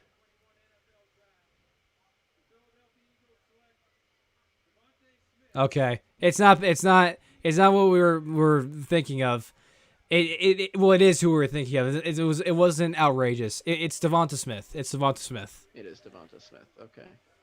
Again, Christ, it was the. By the way, that it is. It's the right. It's ultimately the right pick. You can't. It absolutely is. You can't bail on Jalen Hurts that fast, and I have been one of the biggest people hyping up Devonta Smith, even though all the weight stuff has come out. I mean, this dude's an absolute stud. He's the Heisman winner. He was absolutely he's dominant. a very talented receiver. He was an absolute dominant receiver in the college football playoff. Yeah, and now, Josh, if you don't mind, it is my time to shine. Oh, yes, because it is. With pick 11, the New York Giants are on the clock. And now, I'm begging, please switch to ABC so I can see the pick. That's not gonna happen. Or at least pretend. You guys have Slater. Just accept it. Yeah, it's gonna be either Slater or Parsons, I think. It could be Kwity Paye. I'm praying to God that it's Rashawn Slater, because the New York Football Giants were dead last in pass block win rate last year. They were 32nd. Daniel Jones was sacked, tied for the 4th most in all of the NFL. And this was behind an offensive line that was supposedly fixed, quote, once and for all when last year's draft was over, when we picked Andrew Thomas, Matt Pert, and Shane Lemieux. Dave Gettleman claimed that the offensive line was fixed once and for all. Rashawn Slater has now fallen into our lap. Mm-hmm. That's exactly what's happened. I mean, maybe you guys, maybe you guys picked the wrong old lineman back, like you did back in was that 2019 or 20? Maybe it was even last year with Andrew It was last Thomas. year. It was Andrew Thomas. Andrew Thomas, 2019 was which no Daniel one Jones. saw going that high. I wanted it to be Tristan Wirfs out of Iowa. I wanted it to be Tristan Or Wirfs. Wills. Or Jedrick Wills. I wouldn't have minded that. I was also laboring for Isaiah Simmons as well. Unfortunately, that didn't happen. Andrew Thomas wasn't bad though. Like he wasn't bad, but he wasn't as good bad, as Wirfs was. But he was forced very quickly into Wait, a wait, starting wait. left tackle position. Wait. Oh my God! You traded the pick. Okay. Oh, okay. We traded back. Bears. With who? The Bears. It's gonna be a quarterback. It's Justin Chicago? Fields. Oh, it's Justin Fields. It's Justin Fields. Okay. Oh. Oh man, but bye Rashawn Slater. Wait, but That's where'd you fine. land? Okay. Where'd you land? Back at 20? 20th. That's 20. Okay, so you're gonna take right. probably like Darasol or Vera Tucker. Listen, I'm not miffed because now it's Darisaw or Tevin Jenkins Yeah. or Jalen Mayfield. One of those guys. It's not It could be as good Elijah as Vera Slater. Tucker. It's not as good as Slater, but there's still options. Man, at 20. I'm I not called miffed. it, dude. I might go back and find the clip if I put us. I like, want to see. I want to see. I What, called I this we trade. Got, though. I didn't call the exact trade, Because- but I said Chicago is definitely Chicago might is trade looking to trade up, and So now the quarterback room becomes, because this is for quarterback. We're assuming, right? I think you guys got an This is- extra first round pick as well. No, because Chicago doesn't have a first this year. Could have been for next year. Chicago had a first this year. Chicago had the 20th this year. Yeah, but that's all the first rounders this year that they had. I know. I think they gave up a first next year. You think? I could. I heard it. It was very quick. I couldn't hear. You what guys, Adam you Schefter guys, said. you guys got a fourth round pick as well. I heard that here's for what sure. I heard pick 20. I heard a fifth this year and a fourth next year. That's what. Okay, I heard. maybe I missed. I because I definitely heard the fourth. I don't know if I heard the first. Maybe I heard it incorrectly. They're gonna show a graphic for sure, but it's gonna be either Mac Jones or Why? Justin Fields. Why are they just showing us an empty living room on the screen right now? What? There's an empty living room and a bowl of peanuts.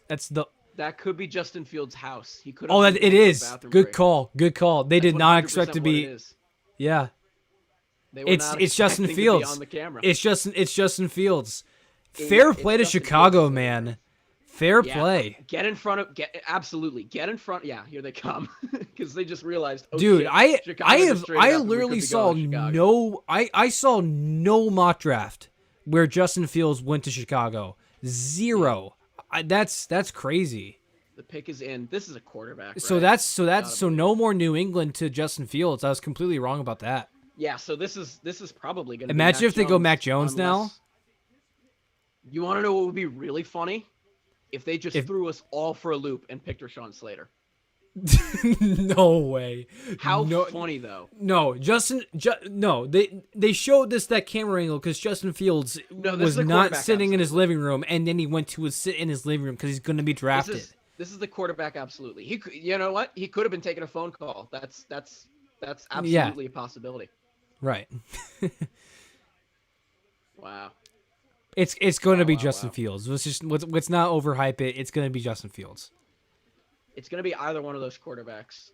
It'll probably be Justin Fields. I think this could be a really because I like no way Justin Fields turns out to be what Mitchell Trubisky was. No way. I mean, maybe Justin Fields doesn't have that high of a ceiling, but the floor but has to this be isn't- higher than Trubisky. But like Trubisky, this is a quarterback that you trade up to get. It's a quarterback that you're trying to sell your fan base on. Yeah. But but here's the thing: if I'm a Bears fan, like, how am I upset with this? You guys were never gonna go Yeah, into the no. season with Andy Dalton. Are you kidding me? Right. Or Nick Foles. Because right now that's their quarterback room. Right. It's Andy Dalton, Nick Who Foles, they're and whoever paying they pick a right now. ridiculous contract for. Absolutely. Here's a pick. Yeah, the $80 million man. All right. Give me a name. Man, I'm excited.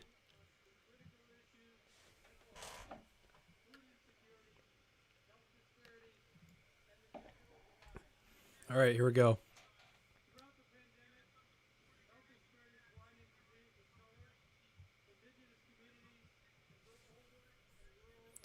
Goodell has to do his whole spiel before he announces the pick. I think there's another guy that's making the pick because someone else has a card in their hand.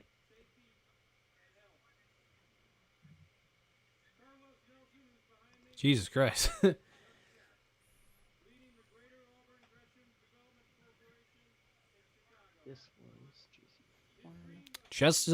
Justin Fields, Allen Robinson, Tariq Cohen. They really have. I have David Montgomery, but David Montgomery, not Jordan Montgomery. David they Montgomery. really do. Didn't they draft Cole Kmet, tight end, like a year ago? That was their pick. Yeah. That was their pick last year. Who I don't really think did much. Give me a name when you get one. All right. This was a trade. This was Devonta Smith. We're gonna find out who this was. Here's pick.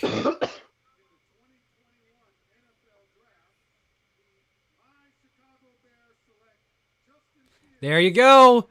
Fields, baby. Justin Fields. I am happy that he's going to Chicago. I love it. I love it, man. I love it.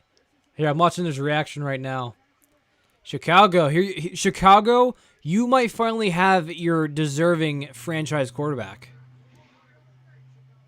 I think his personality type could fit really well there. I legitimately got goosebumps. Yeah, this is gonna be I feel like this could be a really good fit with Matt Nagy. Matt Nagy, former offensive coordinator for the Chiefs, finally gets a very talented quarterback to work with. And right now, with this pick, we'll do a little role play. I'll be Matt Nagy. This is what's happening right now. His seat is getting a little hotter. It's getting hard to sit down, especially with this pick. Because if this pick fails, you know that he's going to be the next guy fired. Oh, here's the first thing. Justin Fields is the day one starter for sure. He is the day one starter for sure.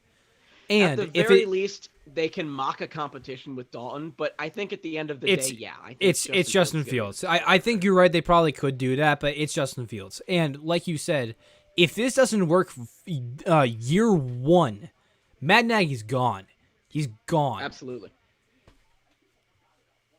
All right, and then so now, Dallas here. Dallas.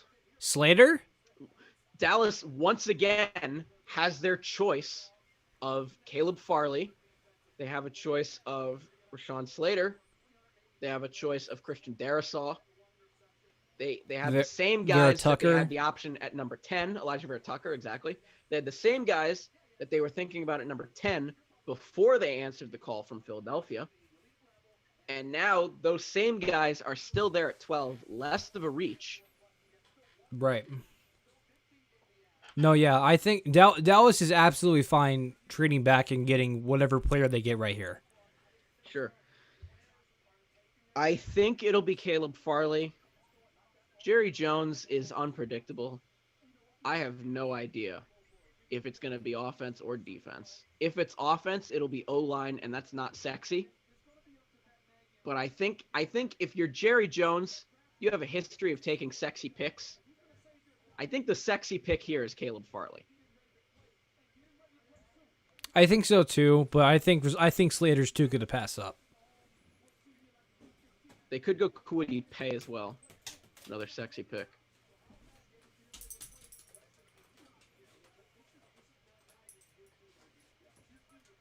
Those hats, by the way, the draft hats are awesome. I 100% agree. I just got to take care of one quick thing. Yeah, you're fine. I will stall for time. So Dallas is on the clock now after trading back with Philadelphia, of all teams. Excuse me. I'm pretty sure that this is going to be Caleb Farley. It was less of a reach now that it's at 12 than it is at 10. Um, I think if Sertain was here or if J.C. Horn was here, I think trading back would have been out of the question. Um, All right, I'm let back. me try and find out now that you're back. Let me try and find got- out what was given up. I in I had return. to I had to take care of my dog, and your boy got some pretzels. I'm Let's hungry. go. Okay, so here is The pick is in. officially. Okay, while they're doing that, this is officially what was given up by the Bears to go get Justin Fields. This is what we have now. And I'm looking at this. This makes me really, really happy, Josh. The Bears acquire number 11 pick from the Giants in exchange for number 20 this year, a 5th rounder this year, and a 2022 first rounder and 2 4th rounders next year. So That's you're right. absolutely. That's fine. That's It's- absolutely fine. It's 5 picks in total, including a first next year.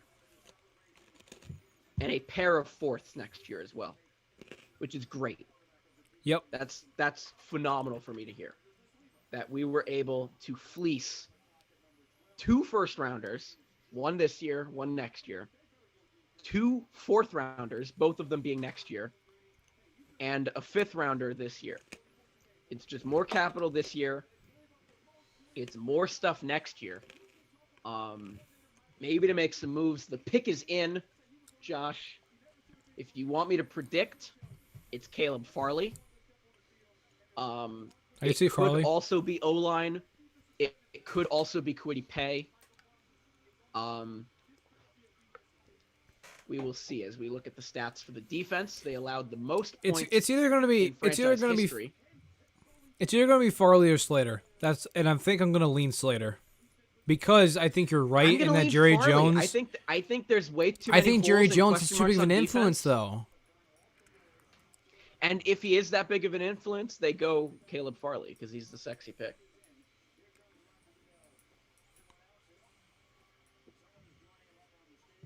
I'm not confident. They just mentioned Micah Parsons as Roger Goodell makes his way to the podium. They mentioned Micah Parsons. I don't think it's Micah Parsons. I think you were right. I think it's either Caleb Farley or Rashawn Slater. I know that you're ahead of me. Who do they got making the pick? Who is that? No idea. I can't tell. But you're ahead of me. He's so definitely looking fly. You're ahead of me, so give me a name, please. Okay. And this dude's fired up to the side. He is. You can tell he's a Cowboys fan, by the way, Oh, for sure. because he's way too excited. Or she. I can't really tell.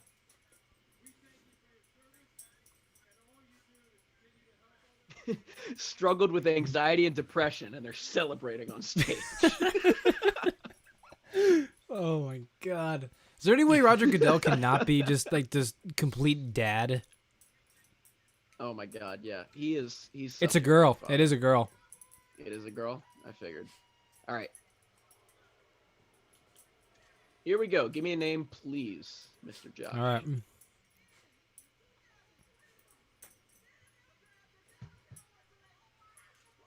Micah Parsons. Really? Micah Parsons. Wow, that's shocking. All right. I told you. I called that way before the Justin Fields trade.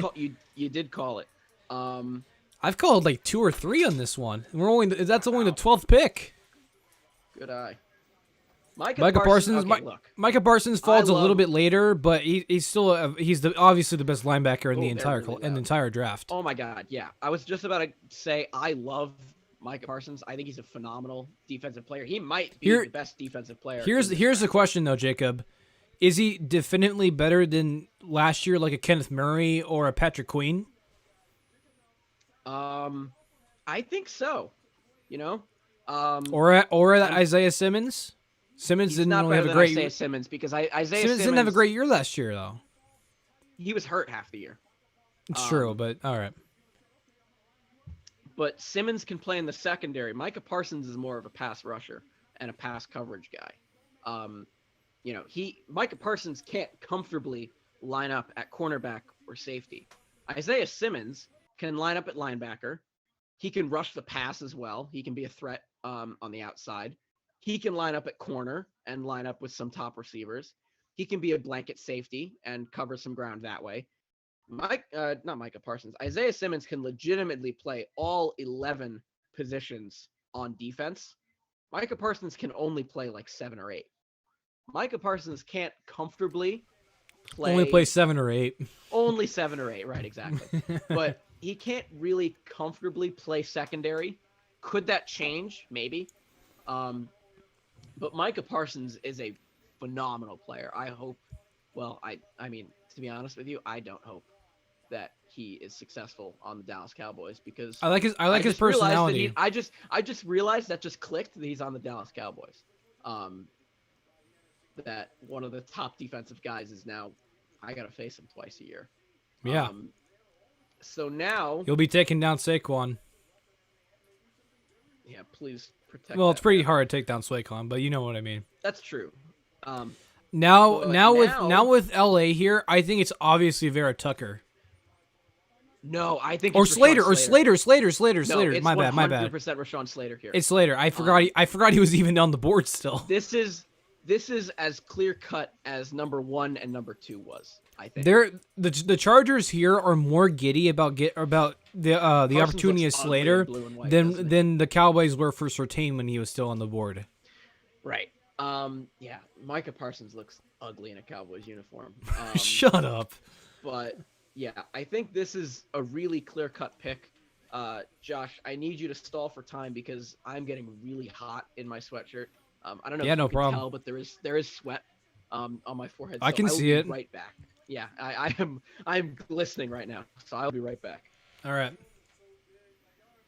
But yeah, Chargers are here. They definitely need some O-line help. Vera Tucker and Slater are obviously the 2 top selections. Now with Slater falling back quite a bit, and I don't, if you weren't to go here, it would definitely be favorable to say he's fallen back quite a bit. But I think right here is kind of the absolute max of where he drops realistically. So I think Slater goes here, and they plug him in anywhere on their own line, left tackle. I'm not 100% familiar with what the Chargers O-line situation is, but either way, the Chargers plug in Slater to go help protect their franchise, young QB, and Justin Herbert, a player that I was absolutely wrong about.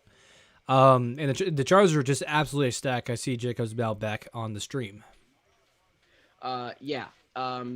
I think you were just getting done saying that Rashawn Slater is the pick here. I overheard. Interesting though. Before I just, I'm going to cut you off. Good. Even though it seems like the clear cut obvious pick here is Slater, Chargers are still haven't made a selection yet. That's true. They could be getting a phone call. Yeah, that's a possibility. From either Washington or New England, who's paranoid at this point. But I think if they do make a pick, it'll be Rashawn Slater. They're showing Mac Jones for some reason. Yeah, I have no idea why they're doing that.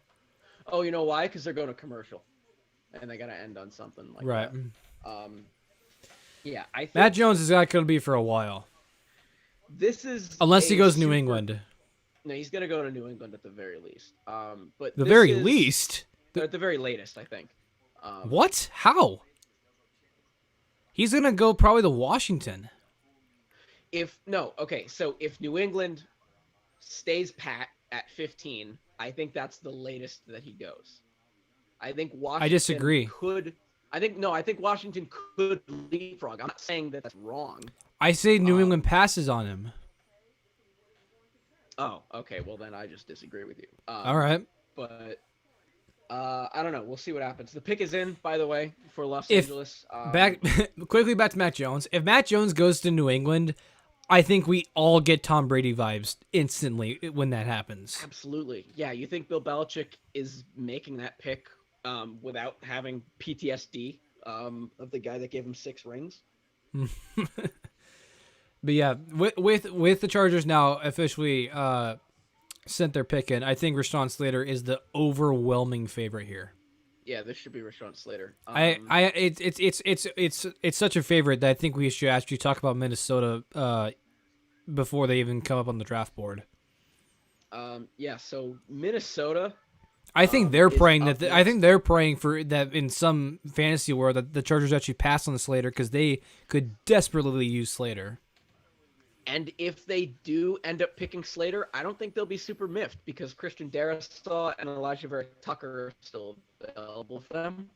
Who are both really good, viable O-line options for them. They could also go Kwity Paye with the question mark around Danielle Hunter. I think Kwity Paye is a possibility. Um, Yep. they could also go cornerback. They could go Caleb Farley. I wouldn't be surprised. They could go a lot. I think they could go a lot of places, but I think O line is definitely number one. Yeah, I think O line's got to be a priority for Minnesota. I think obviously they're praying that they're able to pick Rashawn Slater, but I think he's going to go to Los Angeles and protect Justin Herbert. Right. Also, for anyone who has been watching this or maybe is watching this at a later date for some reason, be sure to check out HQS Sports on all of these social media links up above: podcast, Instagram, Twitter, you name it. Go subscribe to the YouTube channel. Really starting to grow this channel.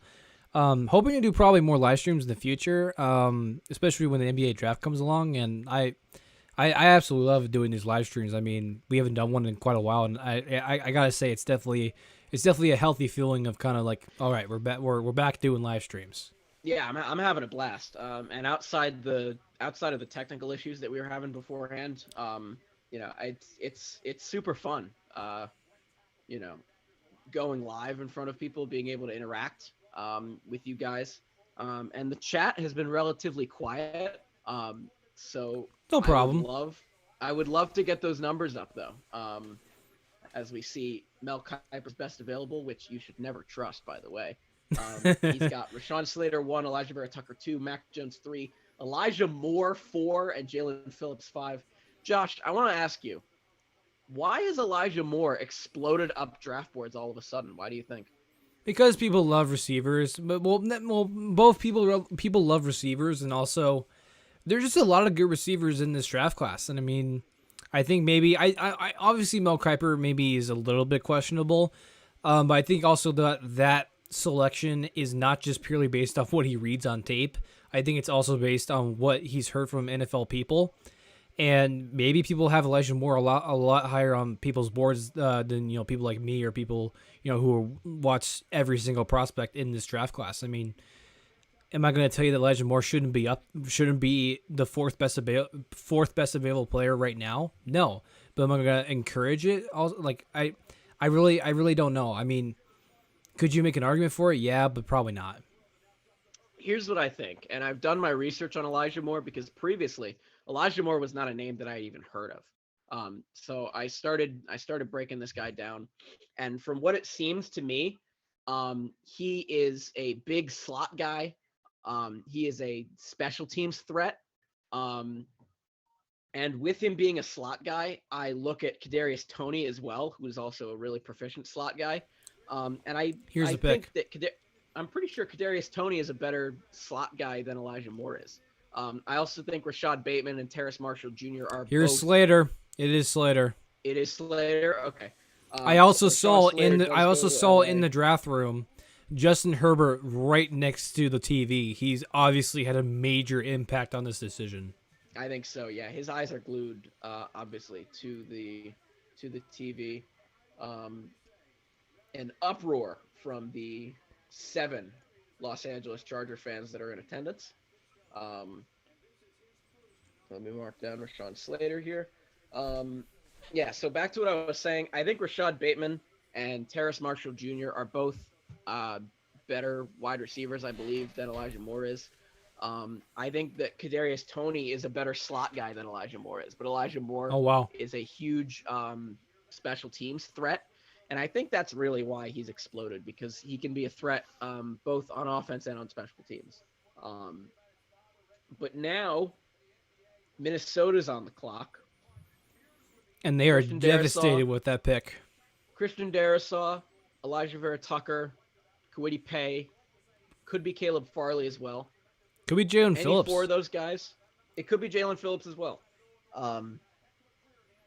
And I actually, think they go all line here though. I think they go all line. I would agree. Maybe in a very, very, very far off reality, quarterback. Maybe, just maybe, but not Mac Jones. Well, that's the reality. It would have to be Mac Jones that they would pick. Mm. And maybe their phone is ringing because Washington knows that New England is the next pick. Right. I don't know. We'll see what happens. But I think as it stands right now, they have one left tackle on their depth chart right now, and that's Rashad Hill. So I think O-line is absolutely the pick. Their inside O-line depth is not great either. So picking Darisaw or Elijah Vera Tucker here makes sense. It's just a matter of which one do you want. If you asked me, just looking at their depth chart, I would probably pick Christian Darisaw. But yeah, it could be either one of those guys, to be honest with you. I don't think a trade is out of the question here, though, especially since there hasn't been a pick made already. But do you really want to bank on Mac Jones when you have Kirk Cousins? I know Kirk Cousins is not probably your long-term answer, but I think you got to wait. I think it's hard for me to see Minnesota having a very successful year here, still with Kirk Cousins with their quarterback. But I think you try to make it as good as possible, and you take probably Vera Tucker here. Yeah, I would say either Vera Tucker or Darisaw. Let me just look. Oh, trade! It is a trade with who? Trade. Washington? The Jets. The Really? Jets. Okay. Okay. It's got to be a skill player, right? You don't trade up for an O lineman. They're not trading up for an O lineman. Are they going to take Elijah Moore? Okay. This is not No Elijah way. Moore, no shot. If it's going to be a receiver, it's going to be Rashad Bateman. Man, okay. So this is going to but involve either way, very I least. like that the Jets are being aggressive. I like that the Jets like are that saying too. I no like that more too. of this, just terrible franchise. We're going and getting our players. Right. I like that. They have 10 picks in this draft too, so they have the capital to move around. Okay. This could be okay. You know who this Man. could be? Who? This could be Caleb Farley. It could, but again, like, I feel like it's just hard for me to justify trading up. I mean, I think corner is a little bit more justified than lineman, maybe, but I don't know, man. I think it's going to be defense. You got to remember that Robert Saleh is the head coach. He was the defensive coordinator at San Francisco. Maybe it's Gregory Rousseau. Maybe. We're It banking could be on Kwity Paye, it could be the Jalen talent. Phillips. It could be Azeez Ojulari. It could be Caleb Farley. It could be literally anyone, man. In reality, I think the only guy that this can't be is Mac Jones. Right, obviously. They took Zach Wilson. But I think everyone else, realistically, could go here. Yeah. Oh, man, go commercial. You kidding me? Including Josh, and this will make you happy, a running back.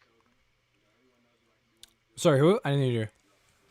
I just said running back. I didn't give a name, but Man, if they traded up for a running back in this year's draft with all the anti-first round running back people, oh man, there would be some very, very angry Jets fans. But we were talking about this on our live stream. Right now, their running back room is Tevin Coleman, Ty Johnson, Josh Adams, and Pete Guerrero. Yeah, but why trade up? You probably would have got, because they still have a first round pick. That's true. They did or trade did up before for the trade. I don't know what they got for the trade. It's pick 23 at the very least. Yeah. Let me see if I can find some details. I'm already thinking back to when we were probably like pick 6 or 7, and I was like, there has to be a trade in the first round, right? And there's been like 4. There's been 3. There's 3. been Eagles up, Bears up, and now the Jets up. Yeah. All within like 5 picks. Yeah. People know who they want in this draft. I guess. Well, for the for the most And they're going part, to be aggressive. They're going to be the aggressive. Bengals did know who they want. That's true. Or maybe they did, and they're just that much more stupid. Or maybe they were just super sure. Okay. Wow. Man, this draft is not going by fast. This could be anybody. Dude, we've been live streaming for almost 2 hours, and we're not even halfway through the first round. Yeah, we're gonna be up This is bad. for a long I like the time. draft, but I don't know if I like it that much. I need my sleep. Luckily, day 2 is gonna go by a little bit faster. And for anyone who is watching this now or later, we will most likely be live streaming tomorrow night as well. At least probably the second round. Maybe we'll turn it off by the third round, but yeah, we'll more than likely probably be live streaming tomorrow as well. Yeah, because you want to get your licks in. I got it, dude. Chiefs got two second rounders. Exactly. Tomorrow. Yeah, you got to be hype as hell. We're gonna go receiver and end. You're gonna go quarterback. We're gonna go quarterback and left tackle. You're gonna go with God, who's available? Davis Mills. Oh Jesus! And I don't even know. We're gonna go Who do you Puka not Williams, KU Who do running you back. not need? Yeah, right. The who else do you not need? We don't need really. I guess D line. Yeah, it's interior D line, not D end, D line. Yeah, so like Christian Barmore or Levi and Muzurike. They'll probably be gone by then, though, right? At least one of them. And Muzurike at the very least, because I think Cleveland takes inside D line. Dude, I want to know this Jets pick. I want to know who they take. I know, I do too. Why they go to commercial, man? Were they rethinking it? No, the pick is in for sure. I'm joking, man. I'm joking. All right. God, I like the font oh that the NFL is using with like the pick is in font on the main I like screen that. there. I thought it was ugly at first. It's starting to. I grow like on me. it. All right, here we go. It's like I'm graffiti. very intrigued. I'm also intrigued. I can't give you a clear-cut prediction right now as to who this is. Give me a name when you get one. Oh man, Vera Tucker. Ooh, gross. Yeah. That's not exciting. Why? Maybe they were nervous that Minnesota was going to take him. Well, that's who I thought Minnesota was going to take. But you trade up for Vera Tucker? I really like Vera Tucker, but you trade up for him? Did you see the reaction of the Jets fans, by the way? No, I did not. So there was a big cluster of them, right? There was like maybe 6 or 7. And when Goodell announced Elijah Vera Tucker, they were like in shock. They were like, "Oh, well, we're not going to celebrate that. It's an O-lineman." And then they realized the camera was on them, and then they all started going bananas. It was so funny. But Elijah Vera Tucker is going to protect Zach Wilson, I guess. Like, again, I don't like. Yeah, will Vera Tucker help him? But just the idea of trading for Vera Tucker, just I can't wrap my brain around it. yeah, it's a little bizarre trading up for O-line. Though I guess Tampa Bay did it a year ago. Yeah, I guess so. With Tristan Wirfs. Granted, it was one pick. But I don't know. Like, he's good. It's not a knock against him. Like, he's very talented. But I don't understand trading up for it. Especially that much.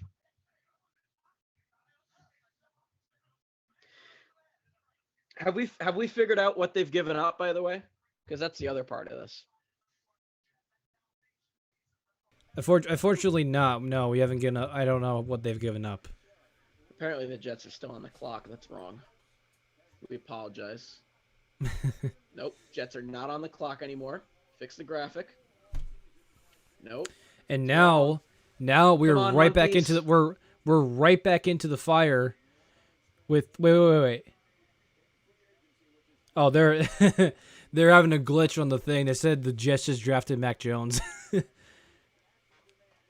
Oh wow, really? Yeah. All right, but here I think this might be probably the biggest question mark left Uh-oh. in the draft. Okay, Like the wait. biggest storyline. It's okay, wait. It says ooh. What? Oh no, it didn't say the pick is in. Okay. Okay, because that would have been weird. Because maybe the monkeys in the truck, um, foreshadowed what's Oh, about to pick is in. happen. Wait. You just said the pick was Maybe it in. was foreshadowing. You don't know pick is in. Pick is in. New England pick is in. Yeah, the pick's in. Mac Jones? I think it might be. If it's that quick, I think the monkeys foreshadowed it.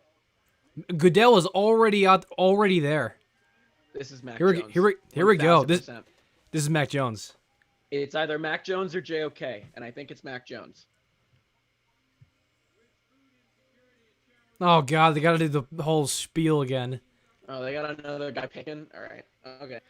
Well, It's I'll probably try and for a kill as great much time cause, as but you come need on, to. man, I want to know if It Mac is. Jones is going to be It's New the England. Draftathon. It's raising money. It's a fundraiser that they're doing. Yeah. So cut me off if you need to, but this is probably going to be Mac Jones. I think the monkeys in the truck foreshadowed this a little too early. Mac Jones is going to probably have a competition with Cam Newton if it is Mac Jones. Oh yeah, if Matt Jones goes I'm here, saying all of this with it's certainty. competition. Yeah, because Cam Newton's on a 1-year deal. Here we go. He's on a show me deal, basically. All right. Oh my God.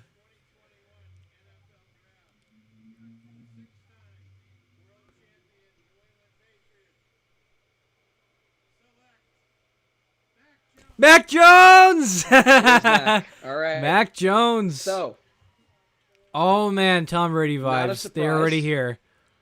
Man, look at him walk. He's like speed walking. he's so excited. Dude, he's moving. Jesus, Alrighty. what is he doing? It is competition season in New England now. God, that's interesting. Oh man. Arizona's on the clock. Dude, Yeah, so that's I think I covered all the bases, really. That's 5 QBs in the top 15. Mm-hmm. 5. That's ridiculous. Yeah. So now we're starting to pick up speed a little bit, but I think we covered all the bases. Mac Jones is going to immediately enter a competition against Cam Newton for the starting job. Yeah, I mean, not much else to say, I don't think, unless you got something. God, Matt say. Jones looks like somebody. I just can't put a face on it or name on it. I don't know. All right, here Arizona here though. I mean, I think they were kind of hoping that Vera Tucker would fall. Definitely were not anticipating someone trading up for it. Now here, I think maybe Darisaw is probably an option. Darisaw, Caleb Farley, Jeremiah Owusu-Koramoah could also be an option. They could go a couple places here. Agreed. The pick might be defense though. I got a sneaking suspicion. I don't think it's edge because they got JJ Watt. And the pick is already in. It's already in, which makes me believe that it's Caleb Farley. They know who they want. Absolutely. I think this makes me believe more that it's Caleb Farley. I think Okay. they needed help at the secondary last season. They let Patrick Peterson go. That's another thing. Patrick Peterson doesn't play for them anymore. Correct. He's on Minnesota, who, by the way, was the first to announce that he's going to be switching his number. I believe he's going to be wearing number 5 now, which is the number that he had in college. He was the first to announce in the NFL that he was going to be switching numbers. Obviously, the NFL enforced a new rule that allowed more flexibility for the number that NFL players get to wear. It allows them to switch back to numbers that they had in college. Patrick Peterson was the first one to announce. As far as I know, he's also the only one to announce that he switched numbers. But yeah, Patrick Peterson left in free agency. I don't see why this isn't Caleb Farley. Agreed. I think maybe it could be maybe one or two other defensive people, but I think Farley with the departure of Patrick Peterson just makes the most sense here. Mm-hmm. It would be smart, especially with a pick this fast. I think the fact that they picked as fast as they did makes me believe that it is Caleb Farley. They're doing the interview with Mac Jones, and the interviewer asked him what was the wait like, and he just goes, "It was fine." Oh yeah, I just heard that. It was yeah, fine. It was fine. Yeah, it was like waiting. It was like waiting at the dentist office. Yeah, I think he recognized that if he didn't go 3, that he was going to start falling significantly. Mm-hmm. Well, I think Washington would have picked him up. Yeah, I mean, yeah.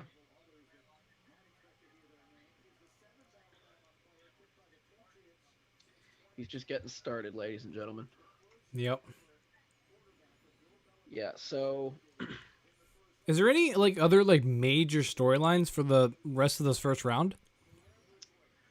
Let me look at who's available here. No edge guys have gone. I'm waiting for a first round running back. Yeah, I because there's gonna be one. Get that. Yeah, we might get that with Pittsburgh. We could get it with Buffalo. I think I mocked one to another team. In the last mock draft we did. I can't remember. I think it was the Jets. I think it was the Jets, but I think they probably traded their number 23 pick or whatever it was. I think absolutely 23 was involved in that trade. All right, here's a pick for Cardinals.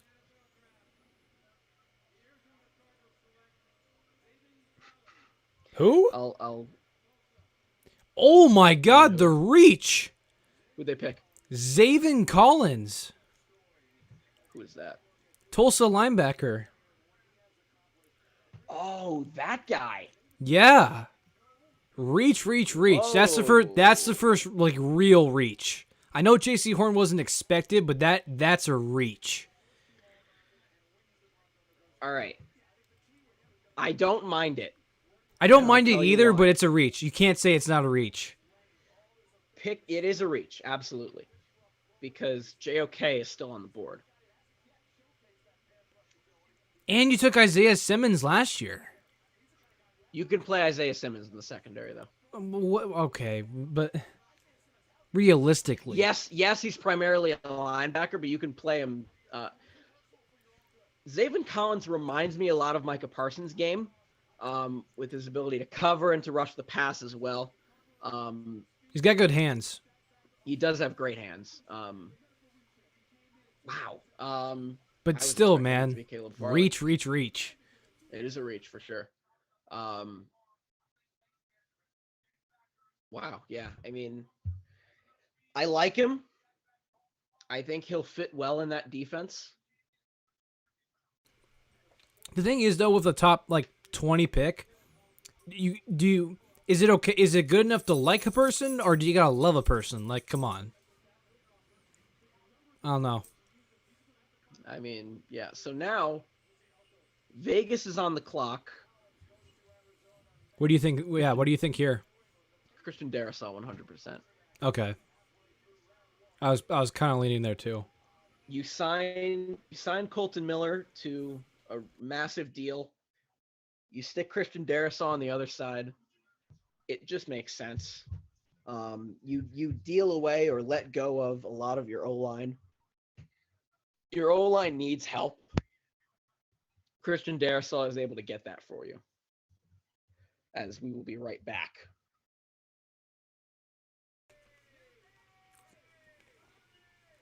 Sorry, I was just finished eating. Yeah, I think Darrisaw is definitely the pick here. Like you said, they gave away Hudson. a couple guys as well. It just makes sense. They dealt Rodney Hudson. Yep. They let The real question though is Miami after this. I think Miami. I think running back maybe. Could go running back as well. If they really are in love with a Najee Harris here, why not? Alabama as well. Mm-hmm.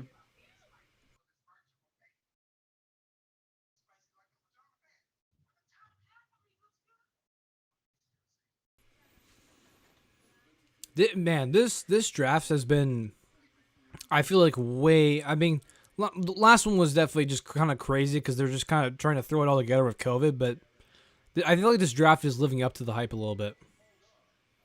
Yeah, no, this has been a super exciting night.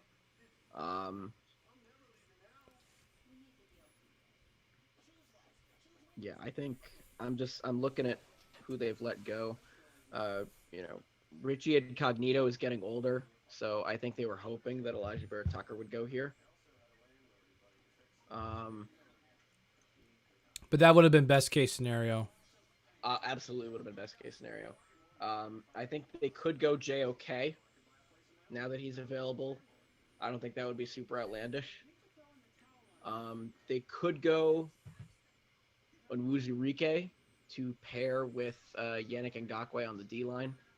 Yep. Or Barmore, whichever one they like more. All right, I think the pick is in. Yep, it is. There you go. I gotta go Darisaw here. I think the O line is too patchy. Yeah, I think it's gotta be Darisaw. I don't here. I know Darisaw is probably the overwhelming favorite, but don't sleep on an offensive player specifically. Well, obviously Darisaw, but don't sleep. Don't sleep on a receiver. Gruden is a former wide receivers coach. You know, he loves the receivers. I think maybe if he really likes one, maybe like an Elijah Moore or someone like that, I think he could stretch for one here as well. I don't know. You signed John Brown in the offseason. I don't think the need for receiver is that pressing.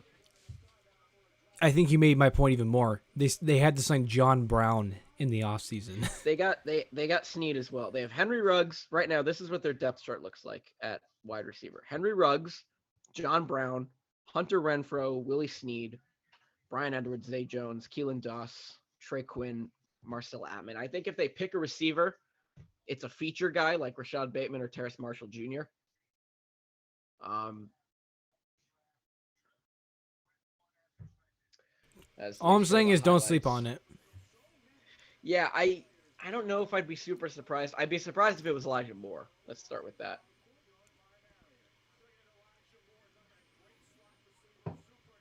Mel Kiper has, how do you say his name? I call him Yamin Davis. Number 4 best overall. Jamin Davis, whatever. Jamin Davis, yeah. Jamin Davis has been skyrocketing up people's boards. Yeah. I don't understand why he's ahead of. I don't understand why he's ahead of JOK. Because I think JOK is still the second best linebacker in this draft. Here's a pick. All right, give me a name as always. This is an interesting draft setup.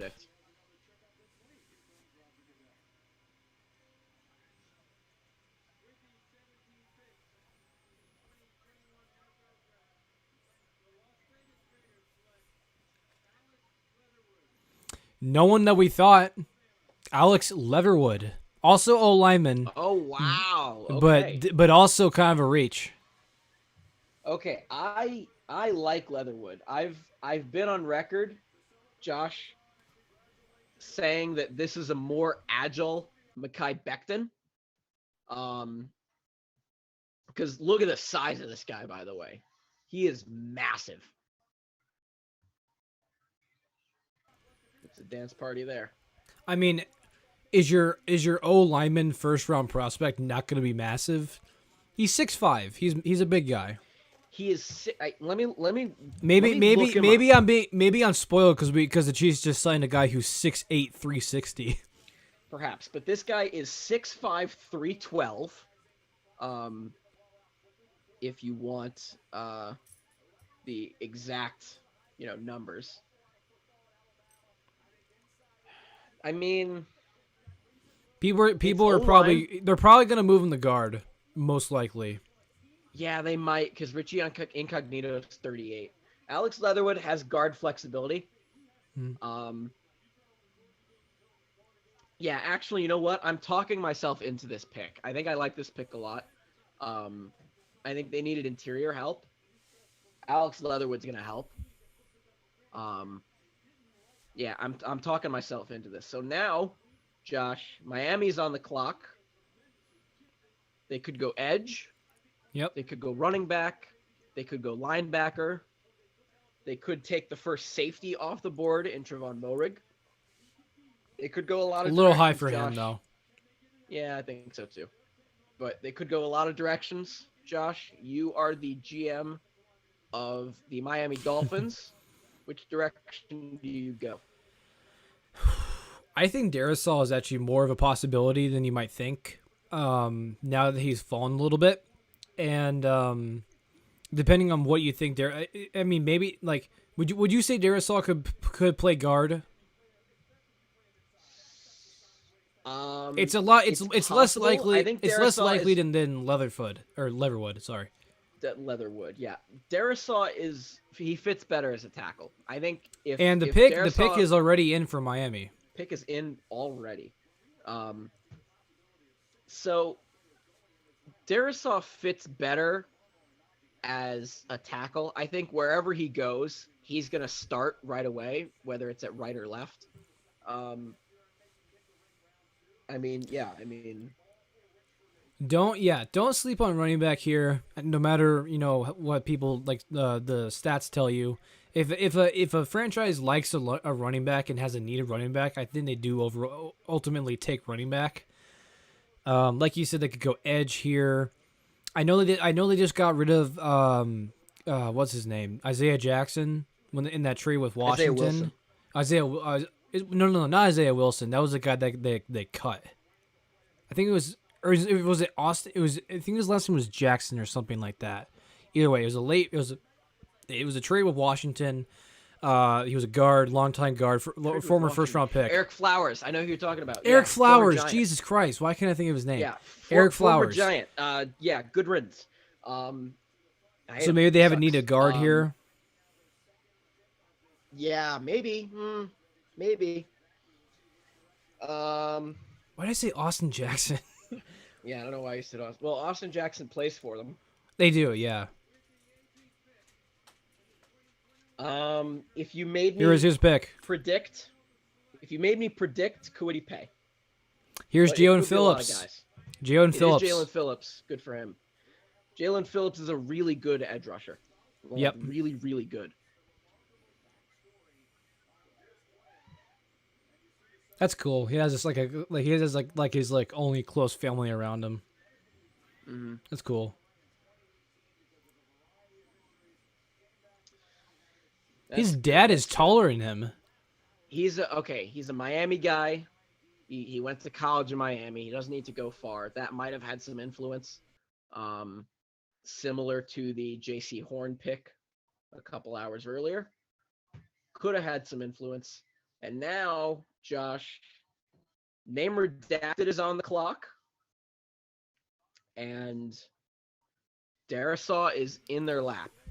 Yeah. And let me tell you, if Darisaw doesn't go here, he goes in the next pick.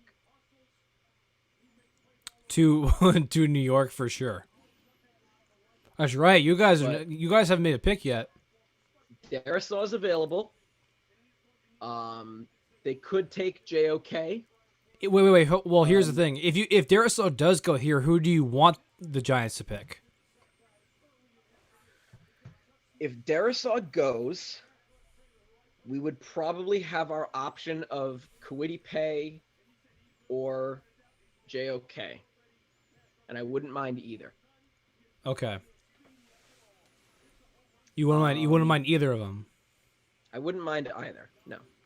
Here's just quick thing. I really liked the the lighting colors they're using for Washington. We were talking about that earlier. Oh, yeah, sick. The Washington colors, forget the name, one of the best color schemes in the entire NFL.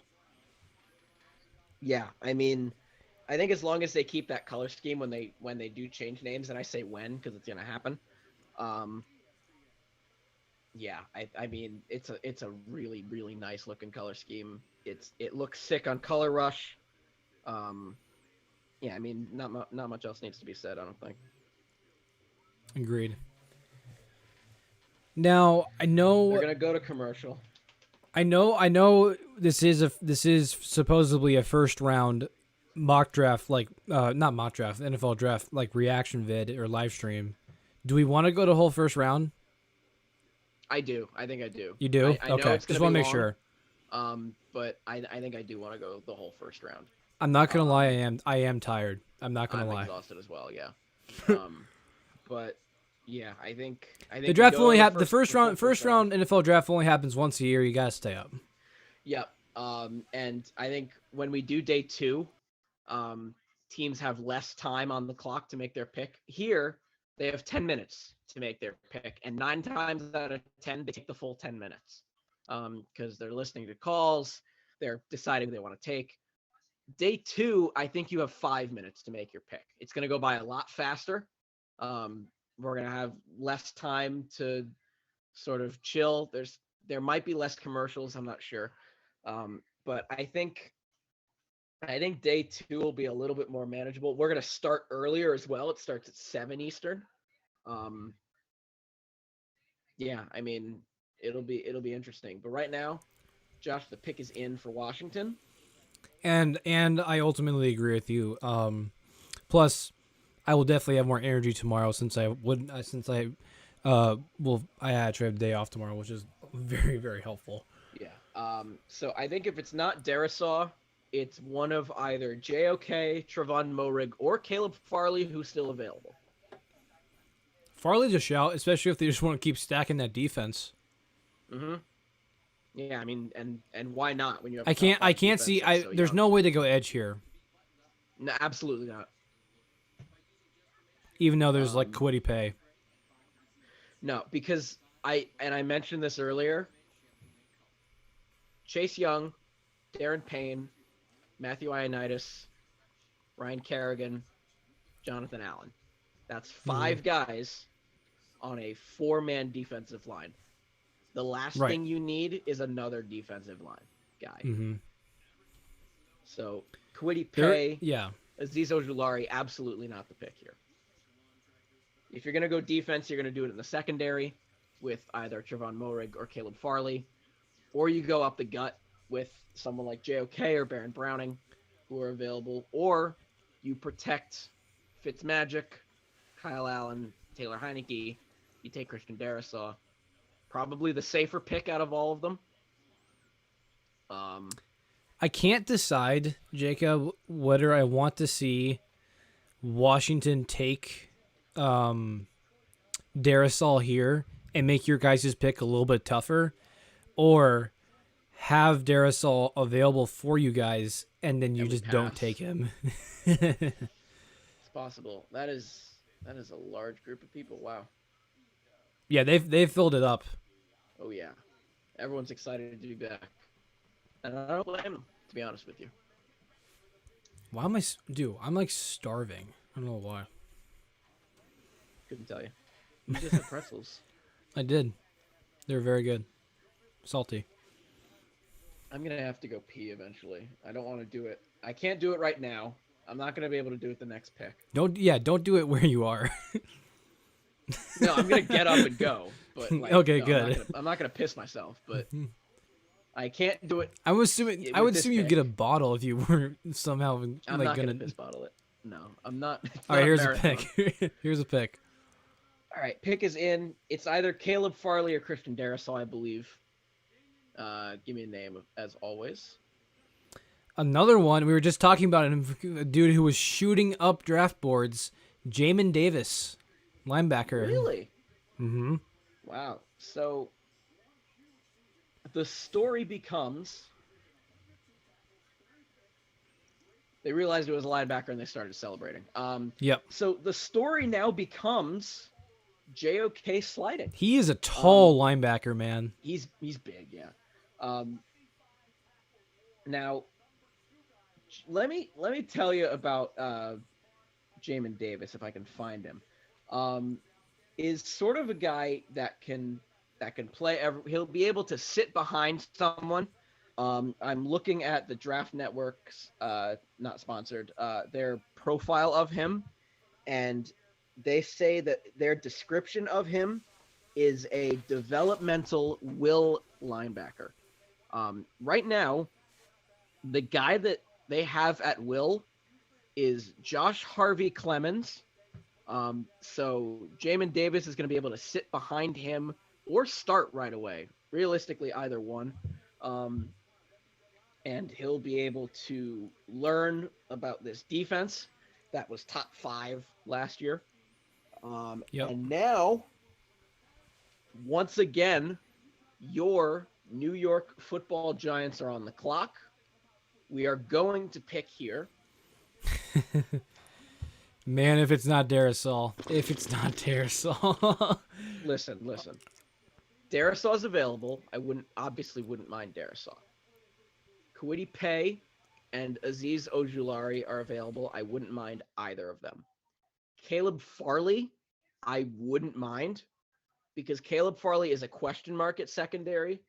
And, I think that our secondary is set. I wouldn't mind Caleb Farley. I wouldn't mind Jeremiah Owusu-Koramoah, because right now Blake Martinez is good, and you're going to defend this until the end of time. Reggie Ragland, I'm not familiar with.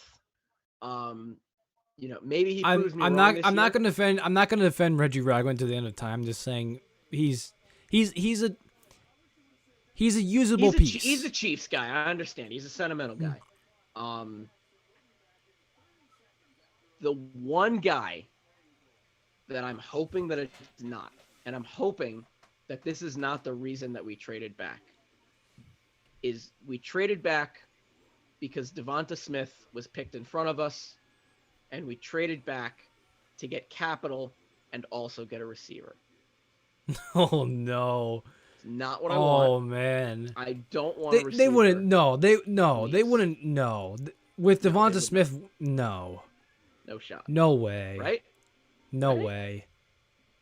I don't know. The last time I speculated something weird like that, we picked Obi Toppin with the 8th overall pick. So completely different sport, but okay. Still same idea. It's not a guy that we needed. It's a guy that, we didn't necessarily have room with. Right now, okay, our offense, we primarily ran a 3 wide receiver, 1 tight end set. This year, it'll probably be more like a 3 wide receiver, 2 tight end set, or a 4 wide receiver, 1 tight end set. And, right now, Kenny Golladay, Sterling Shepard, Darius Slayton, John Ross, Evan Engram, Kyle Rudolph, Saquon Barkley, Devontae Booker is our backup this year, because Wayne Gallman is off to San Francisco, and that broke my heart because I'm a big Wayne Train fan. He was Deshaun Watson's running back when he was at Clemson. He's a very talented backup. I think he's going to do great in San Francisco. I wish all the best. But right now, who do I even want here? All the cameras are pointed at Kwity Paye right now. I wouldn't mind Kwity Paye. I really wouldn't. He's good. He is good, and we need an edge guy to complement. But I mean, Darisaw is right there. Darisaw is right there, and the pick is in. The pick. Okay, this was a team that, and please don't even react. I want to find this out for myself. Oh, you don't want me to tell you? I stone face. Please. Okay, I will respect that. But this was a team that was dead last in pass block win rate. Daniel Jones was sacked the 4th most out of any quarterback in the NFL last year. Darrisaw is staring at us in the face. I wouldn't mind Darrisaw. I'm just gonna say the last 2 picks are kind of been a little bit out there. Maybe they can kind of go out there as well. And take who though? Like Tevin. I don't know. That's the whole point. You don't know what you don't. I mean, you don't Tevin know what Jenkins they can also play inside. So, I don't know. Darrisaw is staring at us right now. Here's the thing though, Jacob. If you guys get this pick right, you guys can almost lock up the NFC East if you get it right. It's possible. Because you guys, I think, are pretty much already the favorites, given that Washington, as at this point, is literally starting Ryan Fitzpatrick as their starting quarterback.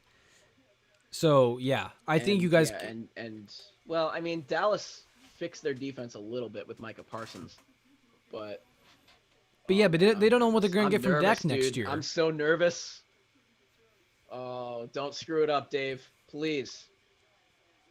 I might say something. I'm not going to say who it is, but I might like just react slightly. I can't promise you. Don't give it away that it's. I'm not going to give it away. I won't. I promise I won't give it away. But I might do like a oh boy or something like that.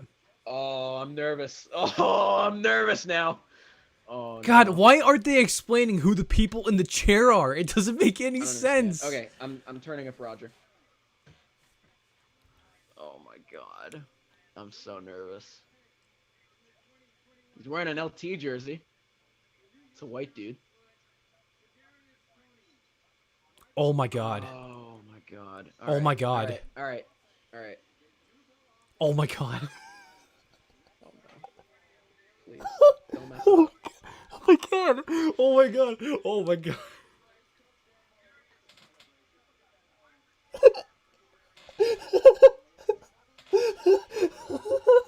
Oh my God. You called it. You put it into the world and it happened. Oh my God. They didn't just do that. I'm actually sorry. Like I wish this moment was more funny, but it's just, what are they doing? You had Devonta Smith. So Indianapolis is on the clock. Yo. Now. No. We have to talk about it. We have to talk about it. We have to talk about it. Give me your reaction there, Jacob. Oh my God. Just rage, man. Oh, I'm so upset. What the hell? I literally told you there's no way they trade back and then take a receiver. Oh my God. I'm sorry. I was trying to hold my reaction, but I couldn't believe it happened. I'm sorry. I'm so pissed. I'm so mad. All right. Look. Dude. You just wasted your first round pick. I don't mind. He would have been their second round. He could have been their second round. It's true. God, maybe not, what? because Green Bay could have gone for him. New Orleans could have gone for him. I would have taken him second round if I was a GM. I'm not mad. Yeah, you are. Come on. I'm a little mad because Christian Darrisaw could have been the pick. But let's look at it this way. John Ross is on a 1-year deal. He might be gone next year. I think it's a definite he's gone after 1 year. He's there for depth. That's the reality. Out of Kenny Golladay, Sterling Shepard, and Darius Slayton.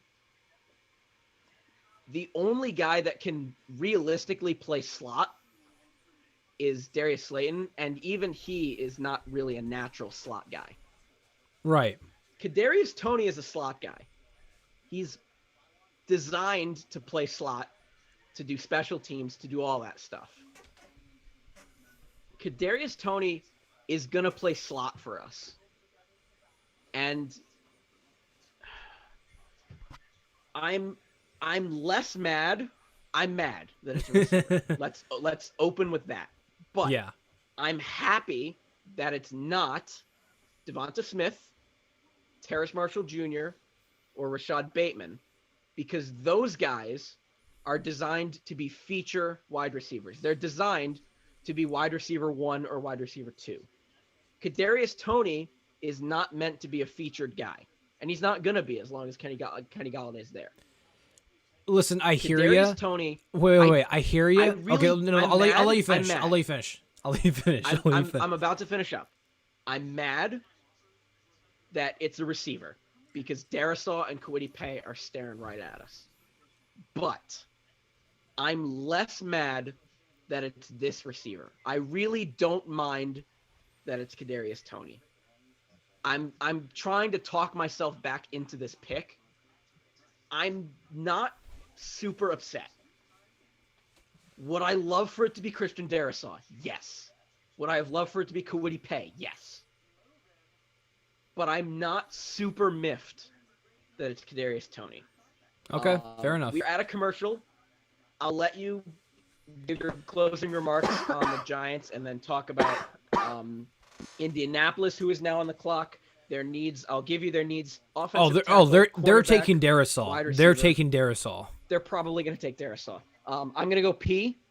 You do your thing. I'll let you go scream into the hallway. All right. So that was kind of Jacob's effort to kind of maintain his emotions. I was kind of half expecting him to kind of scream right there. Final thought. I mean, sure, is Kadarius Toney going to be? He was never meant to be a number 1 guy, but why would you spend a first round pick on a guy who you knew never? I mean, maybe he does outperform, but you almost know that he's never going to be your number 1 receiver, and you spend the 20th pick on him. Doesn't really make sense. But maybe they just didn't have Darisaw or Kwity Paye or someone else higher than I thought they were, or most NFL draft people. The Colts pick is now in. Probably Darisaw. Probably. I mean, there's been lots of surprises here tonight. I mean, you could also maybe think edge. I mean, I can't remember. They had Justin Houston last season. I think he might be still a free agent, if I'm remembering correctly. Although I think Darisaw has probably fallen too far, probably, and I unfortunately don't know what they're gonna do.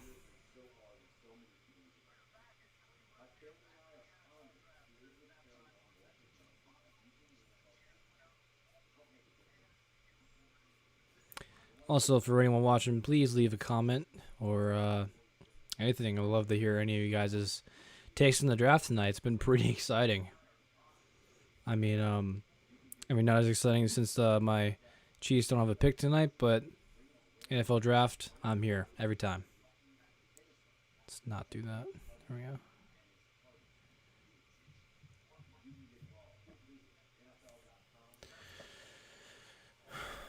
What are you talking to us about, Russell Wilson? I don't care. Sorry.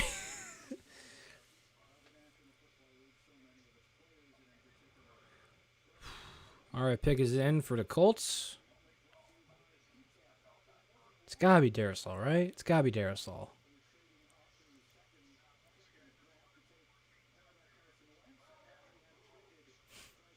Gotta protect Carson. He had no protection in Philly.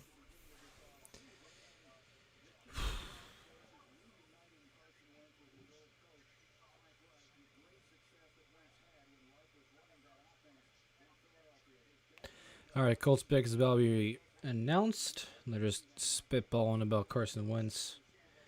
Who is? Trying to think of any like. I don't know. I feel like these last like 9 picks could be pretty much anyone really. Like, obviously there are more likely people, of course, but like, there's literally been probably 4 straight picks now that have just completely shocked everyone, I think. How are we doing on?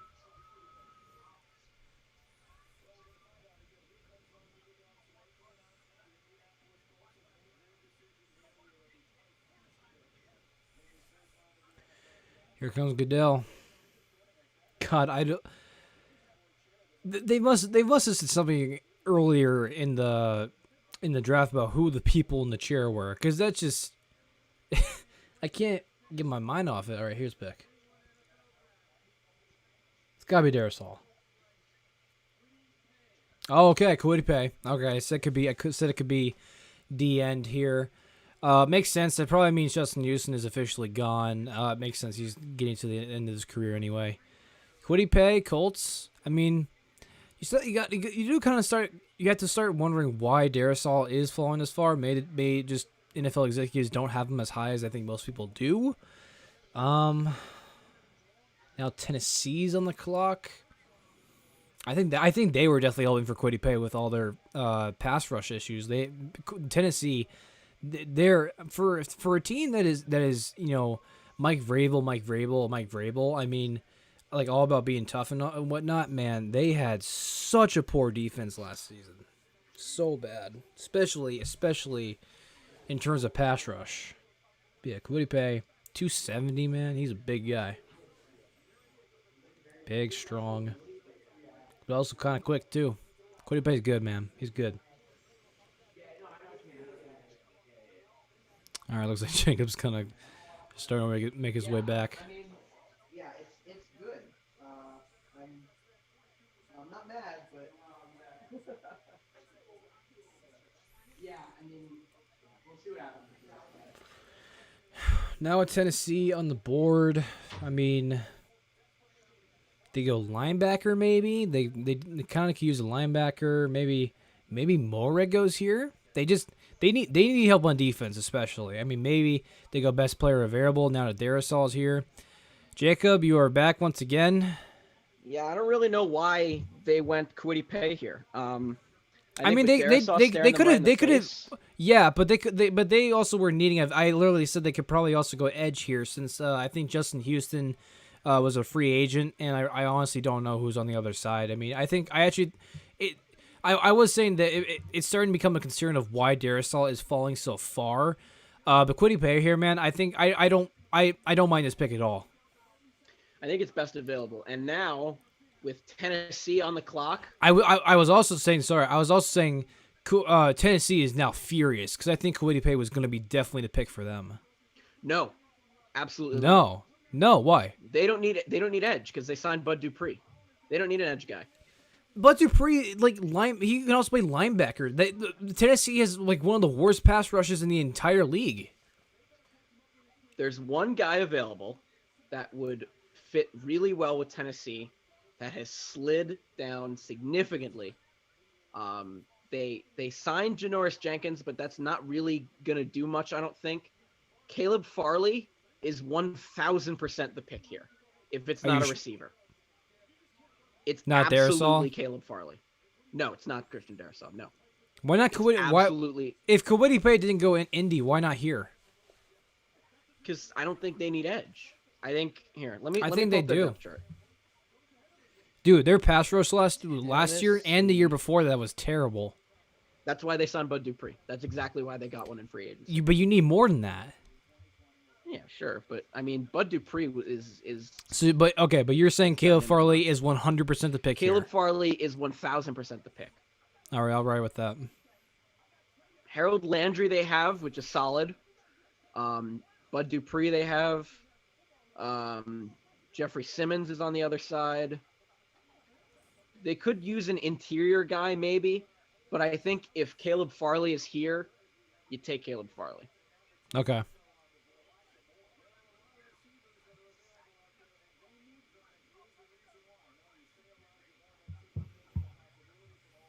Yeah, they could also go receiver here as well. They could absolutely go receiver. They were Rashad probably Bateman looking at goes- Kadarius Toney. No, I think they're looking at either Rashad Bateman or Terrace Marshall Jr., to be All honest right. with you, to pair with A.J. Brown. They're missing Corey Davis as well. They let him go in free agency. He's with the Jets now. So receiver is not completely out of the question.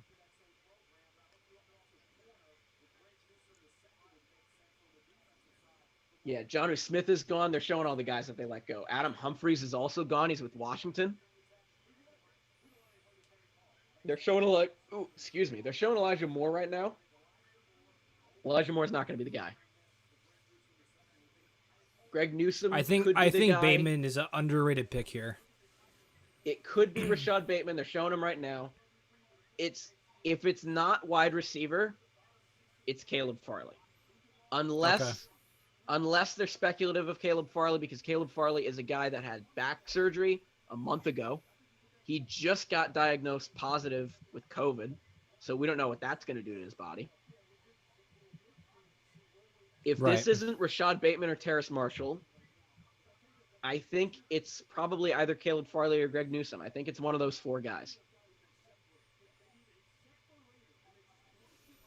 Yeah, I would agree with that for the most part. I think they could go pretty much anywhere here, to be honest. I wouldn't rule out Darrisaw here as well. Let me But read then you their again, O-line. Minnesota is literally the pick after that. So, and I think they sweep up and take Darrisaw. Minnesota goes Darrisaw if Tennessee doesn't. Tennessee Titans depth chart. Let's see. Their O-line, left to right, Taylor Lewin, Roger Saffold, Taylor Lewan. Ben Jones, Nate Davis, Kendall Lamb. Taylor Lewin is 29. Taylor Lewan. Oh, is it Luan? I apologize. Yeah. Luan is 29. I am not able to see how old Kendall Lamb is because ESPN is having a stroke. There he is. Is 28. So there isn't really a pressing need. Please give the ball to Derrick Henry. I like that mask. I wouldn't mind Darrisaw, but I think the pick is going to be either Rashad Bateman, Terrace Marshall, Caleb Farley, or Greg Newsom. It's one of those four, I think. You were 1,000% Caleb Farley, and now you've listed 5 possible people. If I'm GM, it's Caleb Farley. Okay. Fair That's enough. just me. But I wouldn't be surprised if it was Bateman or Marshall or Newsom. I might be a little shocked. Tennessee if it's Darrisaw. is taking a long time here. No, their pick has been in for a long time. I think they're just stalling for TV runtime. Is it? Okay, maybe. Yeah, Well, 'cause no. They got down to Goodell. no. They got down to 48 seconds before they officially put it up. Yeah, I mean, yeah, but here comes Goodell. Doesn't matter.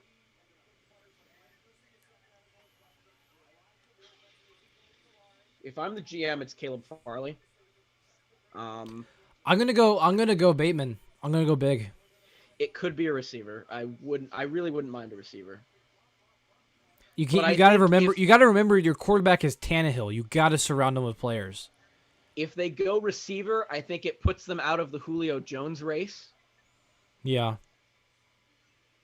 which may be another reason to go corner. If they think they can be competitive for Julio Jones.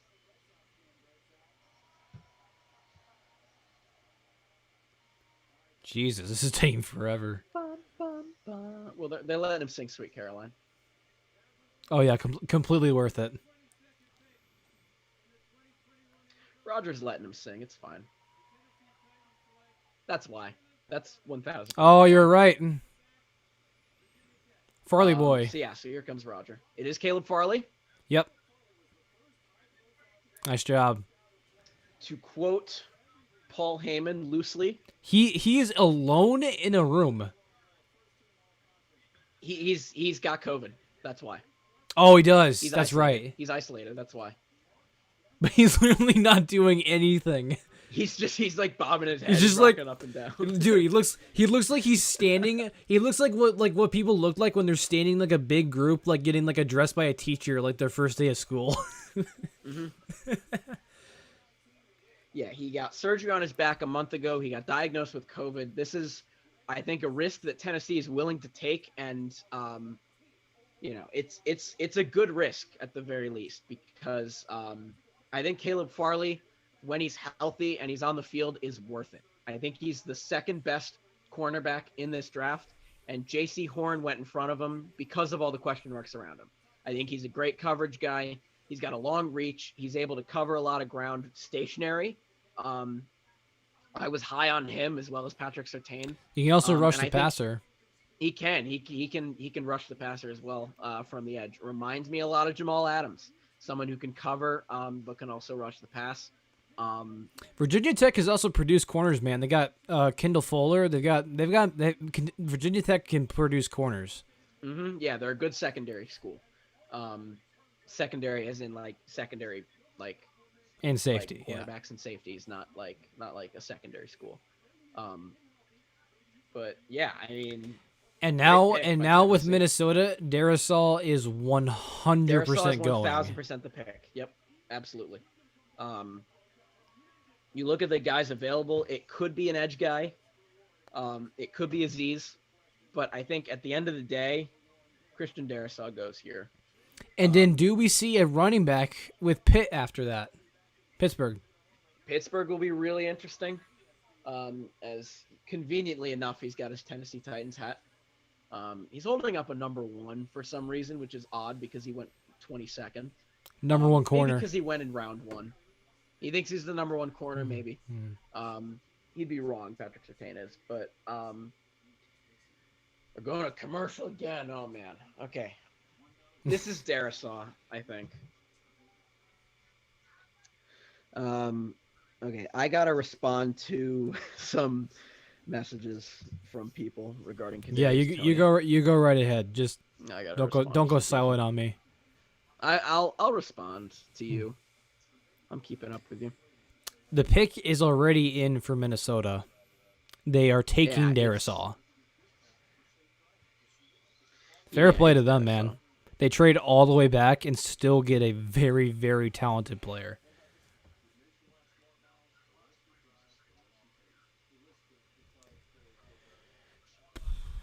Trying to think if there's any more interesting picks left in this draft after Pittsburgh.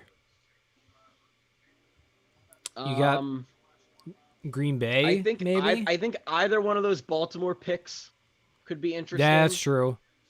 Green Bay's pick will be interesting. I think Tampa could be intriguing as well. I'm going to make a call here, right, Jacob? 24 and 25 are Pittsburgh and Jacksonville. There will be at least one running back going with those picks. You think? Yes. It'd be really fun if one of them do. I think so. Because I know people love James Robinson, but just don't bank on it. If Jacksonville picks a receiver, or not a receiver, a running back, it cannot be Travis Etienne. We Agreed. had this conversation before. If you're going to do a Thunder and Lightning duo, like Cleveland's doing right now, like the Giants did a couple years ago, it needs to be a physical power back combined with an elusive speed back or a receiving back. Yeah. It can't be both at the same time. I mentioned Is it here? Chubb- I've said this before. Is it likely? No, but I'm telling you, it's becoming a thing in the NFL, and that's why I keep bringing it up. Yeah, I mean, it seems to be trending that way with the success that Cleveland had. Yeah, I mean, it makes sense, right? Yep. I mean, I wouldn't be surprised if running back went somewhere in these picks.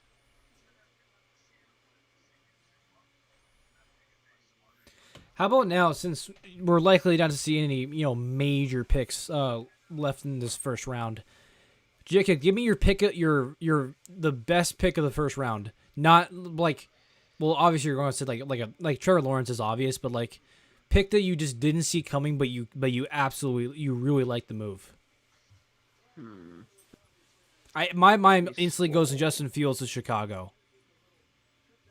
I think it's either Justin Fields to Chicago or Penei Sewell to Detroit.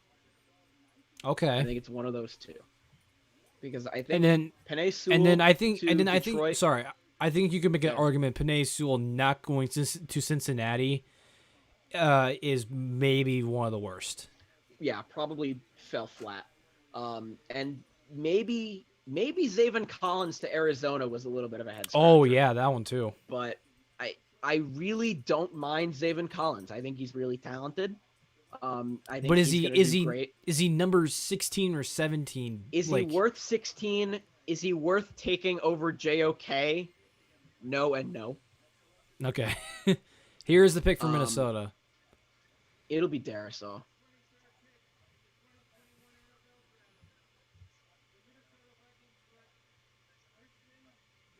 Darasol. It is, yeah. I mean, you need O-line help, and I think Darisaw was available at them at 14. They trade back with the Another Jets. back-to-back Virginia Tech. Mm-hmm. Yeah, good call as well. Another VTech guy going. So now Pittsburgh is on the clock. More specifically, Urinating Tree is on the clock. One of my favorite guys to watch on YouTube.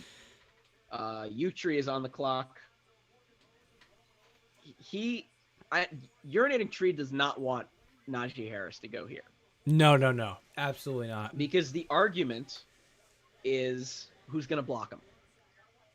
Yep. He has been an advocate. Right now, he's punching the air. Let's start with that because Darisaw's gone. But now that he's gone, It could be Tevin Jenkins, maybe. Tevin Jenkins could absolutely go here, and I wouldn't bat an eye. Landon Dickerson could go here, and I wouldn't bat an eye. I'm telling you, man. I'm Jalen feeling it. Mayfield I I'm like a feeling a lot. Najee Harris. I just am. Yeah, Now that could because happen it too. got rid of James Conner. Yeah, yeah. The but way he Benny played Snell- in the college football playoff, man, I'll Yeah, never no, forget I it. agree.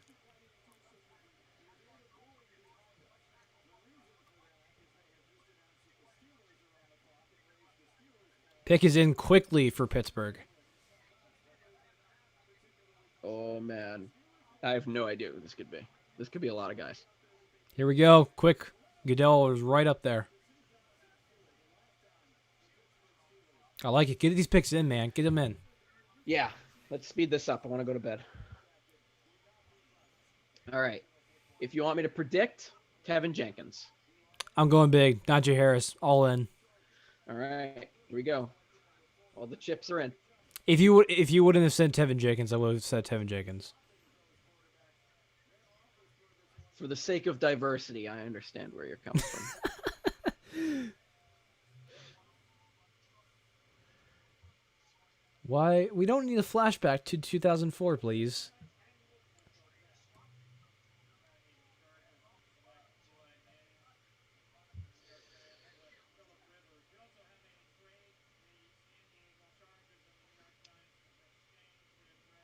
Josh, all of a sudden, I have a really bad feeling about this pick because How's that?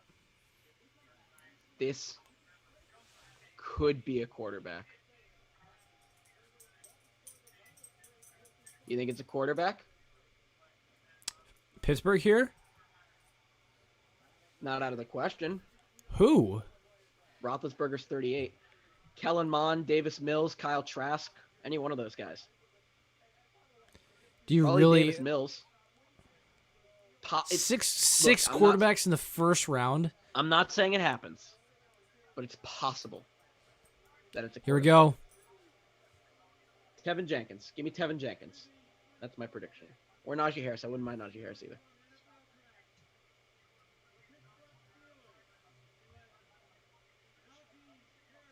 Bingo! Najee Winner. Harris. Najee Harris. Wow! Holy cow! Your boy. Don't give me this crap. Running backs can't go in the first round. I didn't say anything. Whatever. I want to hear. I want to hear the noise. There you go. Wow! He's good, man. He's Wow. good. Tree is punching the air right now. Holy cow! Yeah, Cleveland's not happy with that pick. And my whole Najee Harris and James Robinson combo is out the window. Yeah. Wow, I'm not against that. It's just so stupid, man. Like the whole thing, you can't do it. You you get a 5-year deal with these guys, and they play, and running backs play for 5 years and are consistent, especially with medical treatment nowadays. It's whatever. Yeah, I mean, I like it, to be honest with you. The question is obviously who's going to block him. And they have more picks though. They have more picks. Yeah, I guess. They could trade back into the first round and get a lineman. But this guy's really talented. He's gonna be really good if he can get some blockers. His so hurdle now ability, man, Jacksonville's on the is clock. next level. Jacksonville's I on the just clock. hope he can be Yeah. more of a receiving threat. Yeah, and if you want a receiving threat, you go Etienne. But I'm happy with Najee Harris here. Right, and think about where he's playing. Pittsburgh, cold weather, way better fit for Najee than ETN. Of course. Okay, so Jacksonville's on the clock now. Tevin Jenkins could be a featured receiver, either Bateman or Marshall. Trevon Moehrig could go here as well.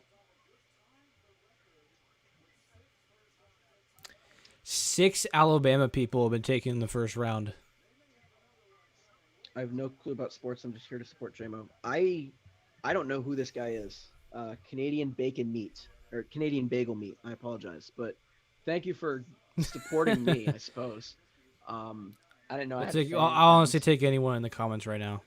Yeah, look, we've had very few interaction. We had a lot more interaction with the NBA draft. So, NFL fans, y'all got to step it up. Come on now. Yep. Okay, so Jacksonville's picking here. Josh, who you got? I'm feeling receiver, honestly, because they got to support Trevor Lawrence. I mean, yeah, they got DJ Chark, but I mean that's about it, really. You sign Marvin Jones. Yeah, but like DJ Chark right now is your number one. Receiver is not out of the question, but at the same time, Trevor Lawrence needs to stay healthy if the Jaguars want to succeed. Right. I think Rashad Bateman is a real possibility here. I think Bateman makes sense. I think another pick that makes sense is Tevin Jenkins, because you got to protect your golden goose. And as we said at the top of the live stream, Trevor Lawrence is the goldenest of gooses. We have someone, I can't remember the name perfectly, but someone's predicted Jeremiah Owusu Koromoa for the pick right here. I'm not sure if it's JOK here. I think supporting Trevor Lawrence is the bigger priority. Yeah, if you take Trevor Lawrence first, you absolutely need to. It's the same thing. It's the same thing with why we were so mad. Not mad, but just kind of confused with why the Jets traded up. Like I liked it at first because I thought they were going to like maybe reach for someone, but they were trying to support Zach Wilson. Like that was why they traded up, and they just didn't. They traded up to protect him on the inside. Right. Which I guess they did. I guess they did try to support him, but just not the way I thought they would. But I don't know. Right. You want to know here? You want to know what happened? The Jets need to play Ed Oliver twice a year. Yeah, that's true. And they picked Elijah Vera Tucker. That makes sense now that I'm thinking about it. Because Ed Oliver's gonna kill Zach Wilson if they don't get protection. I mean, Ed Oliver hasn't been the dominant guy we thought he was. That was a prediction for the Steelers. Okay, so Lanky's saying that was a prediction for the Steelers. Talking about JOK. Right. I think the Steelers were gonna go offense, whether it was a tackle or Najee Harris, which you ended up going with. The pick is in officially for Jacksonville. No trades. Leave your prediction for Jacksonville here, or for any pick. Let's see your any predictions. pick for that matter. We will grade them. We're not gonna like. Well, maybe I don't know. we'll see what happens. That was But I an think that was an F prediction. Get out of here. I think you suck. I think the pick is, like you said, Rashad Bateman. I'm gonna stick with Tevin Jenkins here. I think you protect your goldenest of geeses. I like Tevin Jenkins here. I just feel like I feel like singing what's that song from Willy Wonka and the Chocolate Factory, when the geese are laying the golden eggs, geeses, and then the rest of the song. I can't recite it, but that's the beginning of it. That's what I feel like. Broncos are going to trade and get the remaining picks for the first round. I should preface that I know Lanky. He is a Broncos fan. That's why he's saying it. It's not going to happen. yeah, not when Baltimore has 2 of them. Right, exactly. And Yeah. there's 6 picks left. Yeah, right. But honestly, at this point, Jacob, I'll take any. I'll like give us the most insane predictions. Like you can say Aaron Rodgers for a 7th round pick. I mean, look, Denver is in the running apparently for Aaron Rodgers, along with Vegas and That dude, imagine seeing Aaron Rodgers in San a Francisco. Denver Broncos uniform of all places. I'm imagining him in silver and black more than anything, because I think the Raiders could make a legitimate run. at I think Aaron I feel Rodgers. like John Gruden's the type of guy just to kind of just talk in his ear and just kind of get in his head and just kind of convince him to come there. Well, okay, well listen, because the Raiders were also in the running for Russell Wilson. You got to remember True. that Wilson put down the Raiders Because Derek as one Carr, of the Derek 4 Carr teams is he not would the want long-term to- option at all. Derek Carr is not going to be there much I don't longer. think so. And I think Derek Carr is a really good piece going back. I think out of the 3 quarterbacks that would be going back, out of Derek Carr, Jimmy Garoppolo for the Niners, and it's probably Teddy Bridgewater for the Broncos, Derek Carr is probably the best guy out of those 3. Right. And I think you would agree with me. I would. Like- Here is the pick here. Okay, here we go. I'm going to say Tevin Jenkins. Yo, Goodell's in the chair. Are you still What a saying Rashad lazy Bateman? ass. There's no fans. There's no fans of the Jacksonville Jaguars. Where did they go? Oh, they did it! No way! No Did they- way! They did got they- ETN. They did ETN. really? Oh, with the Bear of the Clemson duo. Yo, I'm a genius. I'm a goddamn Wow. genius. I mean, I don't even know how to react to that. Like, Holy cow. you were laughing in my face when I suggested that was a possibility. Wow. Oh my! Aaron with With James James Robinson, I'm a genius. I'm a genius. I'm so happy. It might not make any sense. I literally I was on it and on it and on it. Dude, when it comes to running backs, I'm a psychic. I The know running back where they're whisperer, going. ladies and gentlemen. I called the Chiefs taking running back last year. I was like, they're taking running back, man. Trust me, and they did. Dude, He's a that's Clemson guy. unbelievable. He's a Clemson That- guy. Yeah, Think I that told had you. Their influence? parent. I think it was in the second. I think it was in the second mock draft we did. I said don't. I said well. At first I said don't rule out the possibility of Jacksonville taking a running back, and I brought up why not take ETN?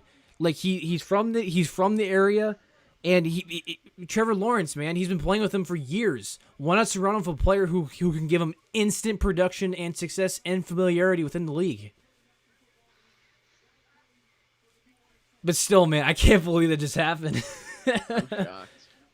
I also That's- like how you guaranteed that at least one running back was going to go at 24 And we got 25, 2. And then they Oh both my ended up going. god, dude! I'm gonna make that a clip for sure. I have to. Wow. No one's gonna believe me that You I need- literally you need, called like, the- 2 you running need, backs. You need the psychic turban. That's what you need. I can't believe that just happened. That's crazy. Hey, you know what? Well done. Well Dude, done. Way to that call honestly that. might be the best draft call of the night. Like, I don't care Way that to we call that. like no matter if we have 10 people watching, 100 people, whatever.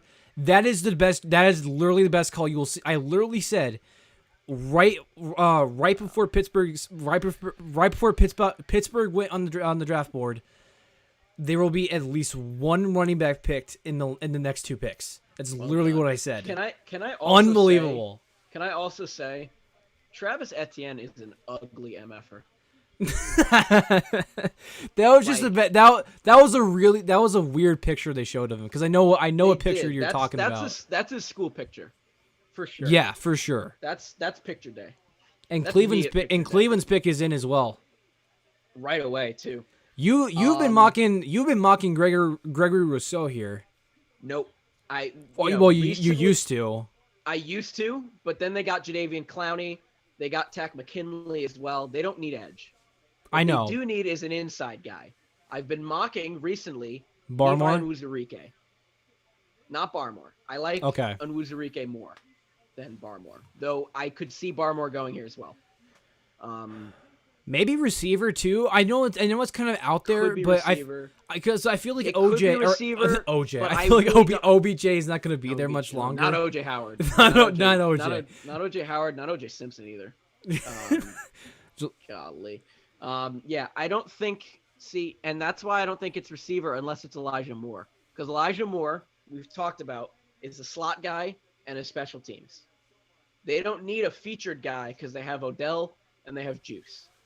They don't need someone like Bateman or Marshall or one of those guys. Yeah. I think it's going to be either Onwuzurike or Elijah Moore if he goes. And the pick was made right away. Right. Which makes me believe just a tad bit that it is Elijah Moore. That it's a skill guy. But if it is Onwuzurike, I'll be really happy, because I think if you're going to go D lineman, I think the casual fan is going to go Barmore, because they see Barmore at the top of everyone's rankings. But I like Onwuzurike a little bit more, and if he gets picked, I'll tell you why. But I think it's going to be either Elijah Moore. What? Why does he have a pumpkin on his head? Because he's a Browns fan, he can do what he wants. Yeah, I suppose. So, I'm gonna stick with my Spidey sense. I'm gonna go Elijah Moore here. Elijah Moore, I think I wouldn't mind. And then you go Onwuzurike or whatever you say. I will go Onwuzurike. Okay. Purely Man, I'm gonna be thinking about that. I want to see Goodell. I want to see Goodell pronounce Onwuzurike as well. You got another one of your fans in the chat. Shame, get a better cam. This is literally my laptop webcam. I cannot do any better for you. I put a filter on it as well. Yeah. To kind of like I can't do any better than this. I apologize. Oh, that's Jonas. Hi, Jonas. No, Goodell's talking about someone. Okay, give me a name because you're ahead of me. They're doing one of those, like, they have to have someone else. Yeah, I know. There hasn't been the pick yet. Yeah, I figured. Oh, here we go. All right, here we go. Give me a name, please. What's up, Cleveland? Okay, completely off the beaten trail. Greg Newsome. It is a corner. Ooh. Okay. Compare with Greg Newsome, and they took Greedy Williams not too long ago. Okay. See, I don't know if I like that. I don't know if I can get behind that. I don't like it. I don't like it either. I'm going to tell you why in a second. Okay. I feel like it's a reach a little bit. Little bit. Here is their secondary now. Here's what their cornerbacks look like. Denzel Ward, who's coming back from, or no, Greedy Williams is coming back from an ACL injury. Also, before you go on, anyone watching now, give us your prediction for Baltimore, because this is going to be very interesting. Rashad Bateman. So right All right, keep now, going. their secondary room looks like Denzel Ward, Greedy Williams, Troy Hill, now Greg Newsome II, Ronnie Harrison Jr., and also the guy that they signed in free agency, John Johnson III. That's right. Yeah, So I forgot about that. Cleveland's secondary just got a lot more interesting. And maybe Newsome doesn't start, like he's not going to be the outside starter. Maybe he plays some slot. Maybe he plays some nickel. Maybe some dime. But then He's again, do you really draft a first round player and not start him? If you've got guys like Cleveland does in the backfield, or not in the backfield, in the secondary, then But then yeah, why draft absolutely. him? It's a late pick. It's basically a second rounder, Josh. You got to think of it like that. It's pick Okay. 26. It's basically a second rounder. Well, I can understand the argument more if it's like pick 29 through 32, but 26 is still decent. I would prefer if it was the interior D line and Wuzurike. I really don't mind Greg Newsome. This is a big physical corner that can play nickel and dime options. He can play linebacker if he needs to in some packages. I really don't mind this, though there are probably more pressing needs. We got a that prediction Cleveland for could go after. Jenkins or Eichenberg with this pick. I'm I not think one of the- terribly one against of the that. two picks are tackle. Let's start with that. But they just picked up Villanueva. Did they? Yeah, Alejandro Villanueva. They signed I him missed right that after they news. traded the Chiefs Orlando Brown Jr. Did they really? I don't think it's missed official that yet, news but I completely. think it was like pending physical or whatever. So maybe if that doesn't fall through, maybe, but I don't know. It says currently. One of them is definitely receiver. If it's not receiver, that's unbelievable. Report: Ravens are expected to sign Villanueva after the draft, Right. and that was 6 days ago by NBC. So maybe they take someone who can play more guard. And there's already a YouTube compilation by Simply AS10 saying Alejandro Villanueva highlights welcome to the Baltimore Ravens. Yeah. Ravens are expected to sign Villanueva. Okay. So with that So- in mind, it's probably receiver, right? Rashad Bateman? Well, it depends. I think I actually, if I was gonna bet money, I would bet on the receiver being the later one in the first round, not this one, because I think any Okay. receiver you take here is a little bit of a stretch, even though it's like 3 or 4 picks later. But yeah, I Here's think what I think. let me hear what you think. Good. Okay, here's what I think. In between the two picks that you have, so they pick at 27 right now and they pick at 31 later on. In between New Orleans, Green Bay, Buffalo. Yep. Realistically, all three of those teams could pick a wide receiver. Very true. So I think you get a receiver with this pick and ensure that you get the guy that you want. I think you might have just changed my mind. I think you actually probably just changed my mind. As opposed to waiting at 31 and settling with a guy. Because I think you- because I if think you're you think about aggressive it, the when you get your guy the right Saints lost Emmanuel Sanders, right? Didn't they? Um, They lost Emmanuel Sanders. I'm almost 100% sure. Yes, because he plays for Buffalo now. Right. Which Buffalo got him, but we saw in the AFC Championship game last year that they still were lacking like the true. I know they got Stephon Diggs, who's awesome, but Cole Beasley's getting older, and Emmanuel Sanders is obviously getting older. I think they still need to get one more guy to make it solidified. Elijah Moore could go to Even Buffalo. though Gabriel Davis is an up and coming player, and I really like him. And then with Green Bay, obviously haven't taken a receiver in the first round in God knows how long, so I think that's always an option. But with all the rumors coming out of Green Bay today, I literally have no idea. Yeah, it could be anybody. Elijah Moore maybe. Nope. I think they need I think they need a featured guy.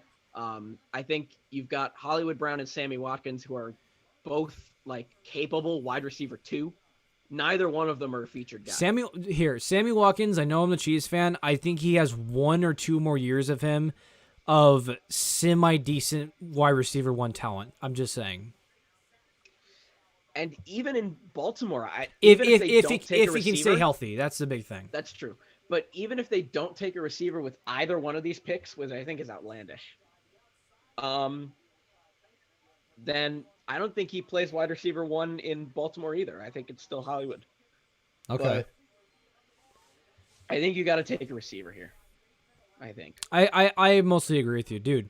The end of night number 1, man, has been awesome. Getting lots of Yeah, I mean, chat, man. It's good. This is Also, for anyone who right, for anyone who is here now or watching later, we are coming back tomorrow strong with night 2.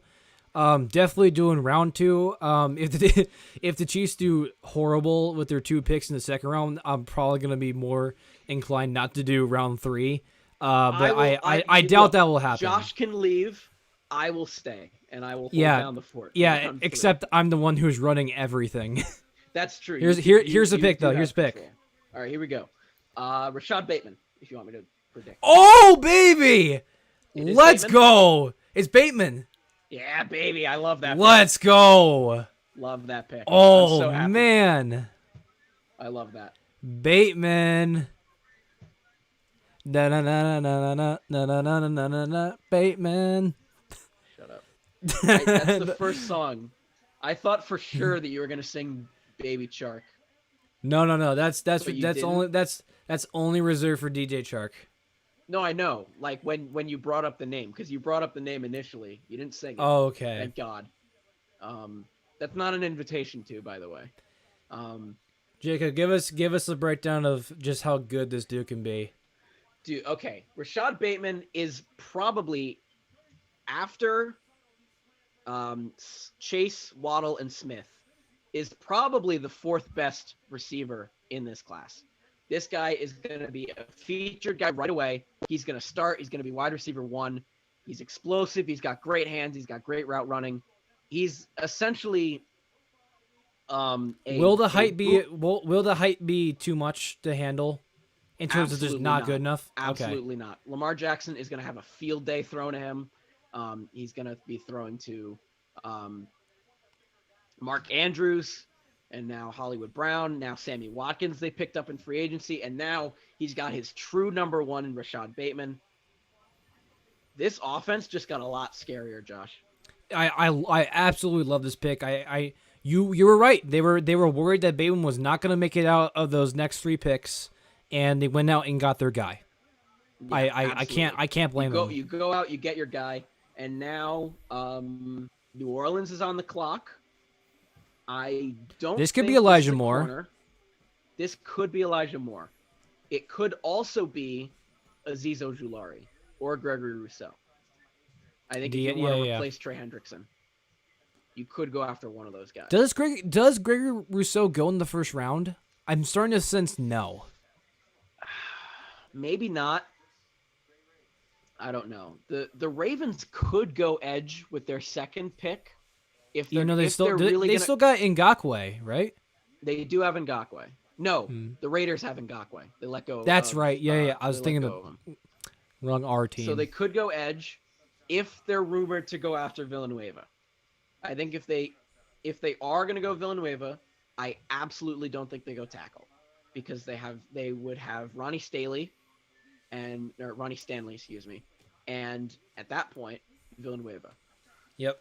Granted, those are 2 fossils, but you don't need to spend a 1st rounder on a tackle right away if you're going to go after Villanueva. So maybe they do go edge with their 2nd pick. And the pick is in immediately for the Saints, which makes me believe that it's Ojulari or a wide receiver. Could be Elijah Moore as well. I'm gonna go. Ooh, I really wish you hadn't said that, because I kind of, man, the LSU kid, backyard kid. I'm looking at the depth chart. I'm gonna cheat.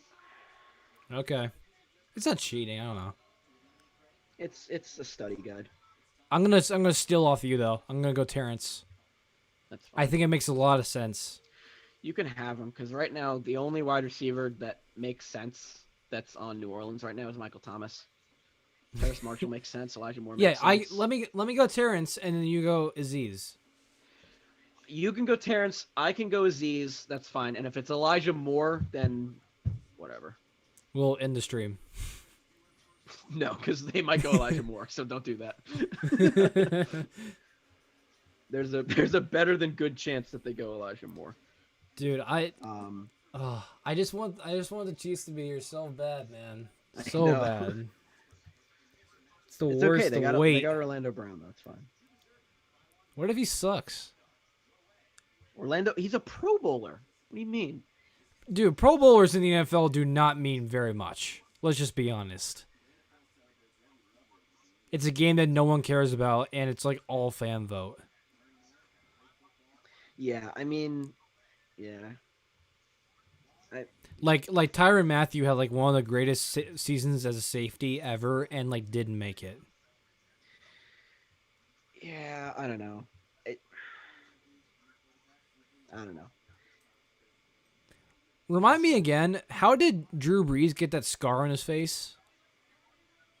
You want to know how I got these scars? I think he got cut. I think he On a got hit. cut. Yeah. On a hit, I think. It looks badass though. It does. It really does. Like that's a Not badass cut. not as good as my scar, if anyone can see that. True. Or mine. I've got a nasty one on the inside of my arm. I don't know if you can see that in the lighting. Dude, But it's right mine across is like here. 6 inches long. Yeah, that's pretty good. I mean, okay, it's a surgery scar, but whatever. I'll tell you how I got my scars. So I got one under my chin. You're not gonna be able to see it, but it goes like here across. And that's from when I dropped a bowling ball on the floor and it bounced back and it hit my chin when I was like 4. It hit my chin. It cut me open. I needed stitches. I cried through the stitches because I am a bitch. Oh my god. So they ended up not stitching my face. They ended up just gluing. How did we get to you talking about your scars? Because you showed your scars. I'll show you mine if That's you show me true. yours. And then I got one on my palm. This might be more visible, but it goes down and across like this, and that my goes God. hand in hand with this one. All right, because- no more scar Okay, talk. okay. Roger The Goodell's a pick pick. is in. God. All right. Yeah. Okay. Oh wow. Stretch. Name? Peyton Turner. Who? Peyton Turner. Who are you? The end. He is Big an guy. Edge guy. 6'5", Peyton Turner, 290. edge out of Houston. 6'5", 280. 290. 29. Draft Network says 280. It literally just said on the board 290. 289. All right, whatever. Okay. Not the pick I thought. I'm gonna be honest. I have no idea who this guy is. I'm Seriously. gonna do some research. I've heard of him. I'll be honest. I don't think I've watched a single bit of tape on this guy. Neither. Oh, and Jacob, the Packers pick is already in. Terrace Marshall. Really? Yep. Call him. I think if they want to have any chance of rebonding this Aaron Rodgers relationship, reality. they have to do whatever he says basically. Here's the reality. If it's not a receiver, Aaron Rodgers is out the door in a month. All right. I'll remember that statement. Peyton Turner suffered a knee injury that kept him off the field as a high school senior, which limited his recruiting options. The only scholarship offered to him was Houston. He came Good story. into Houston.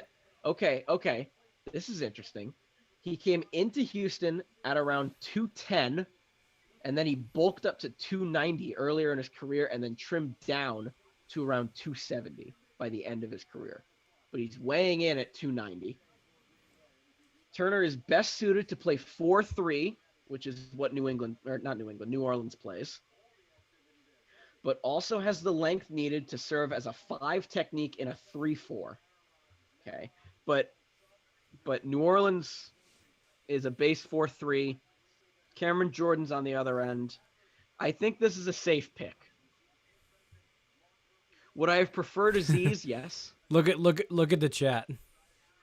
Please draft a bad player. Denver's future rides on it. Yeah. Again, Blanky is a Denver Broncos fan. Let me draft Peyton Turner here. Okay. Green Bay's on the clock. Terrace Marshall. Gotta be. It has to be. Otherwise, Aaron Rodgers is out the door. What if they draft? They just draft another quarterback just to rub it in his face. They take Davis Mills or someone. In the 2021 NFL Draft, the Green Bay Packers select Ian Book, quarterback, Notre Dame. They in the 2021 NFL Draft, the Green Bay Packers select Jordan Love Jr. quarterback. Love the second quarterback, Utah State. Quarterback. Whatever elementary school. Yeah. Or the Green Bay Packers select Javonte Williams, running back, UNC. Just another guy to piss Rodgers off. Let's be fair though. I know the Packers organization has not been the greatest toward Aaron Rodgers.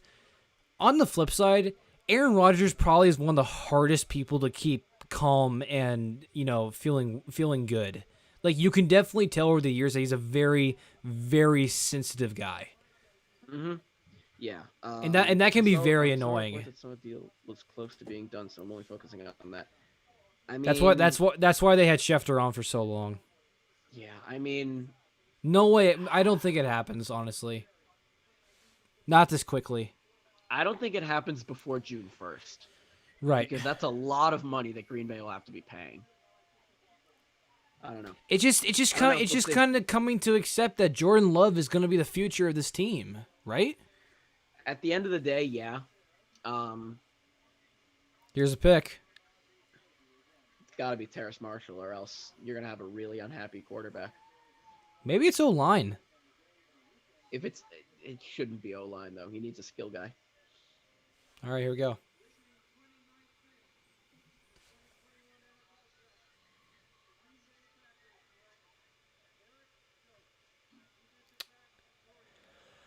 Aaron Rodgers is gone. Who did they pick? Eric Stokes, cornerback, Oh, they picked Georgia. Corner. Goodbye, Aaron. Hasta la vista. It is dead silent Dude. in Cleveland. Yo. No one reacted. Dude, that's literally an F you to Aaron Rodgers. Wow. Go Pack, go. Holy cow. Wow. I mean, maybe it's not game over, but that has to be another sign of just their relationship, man.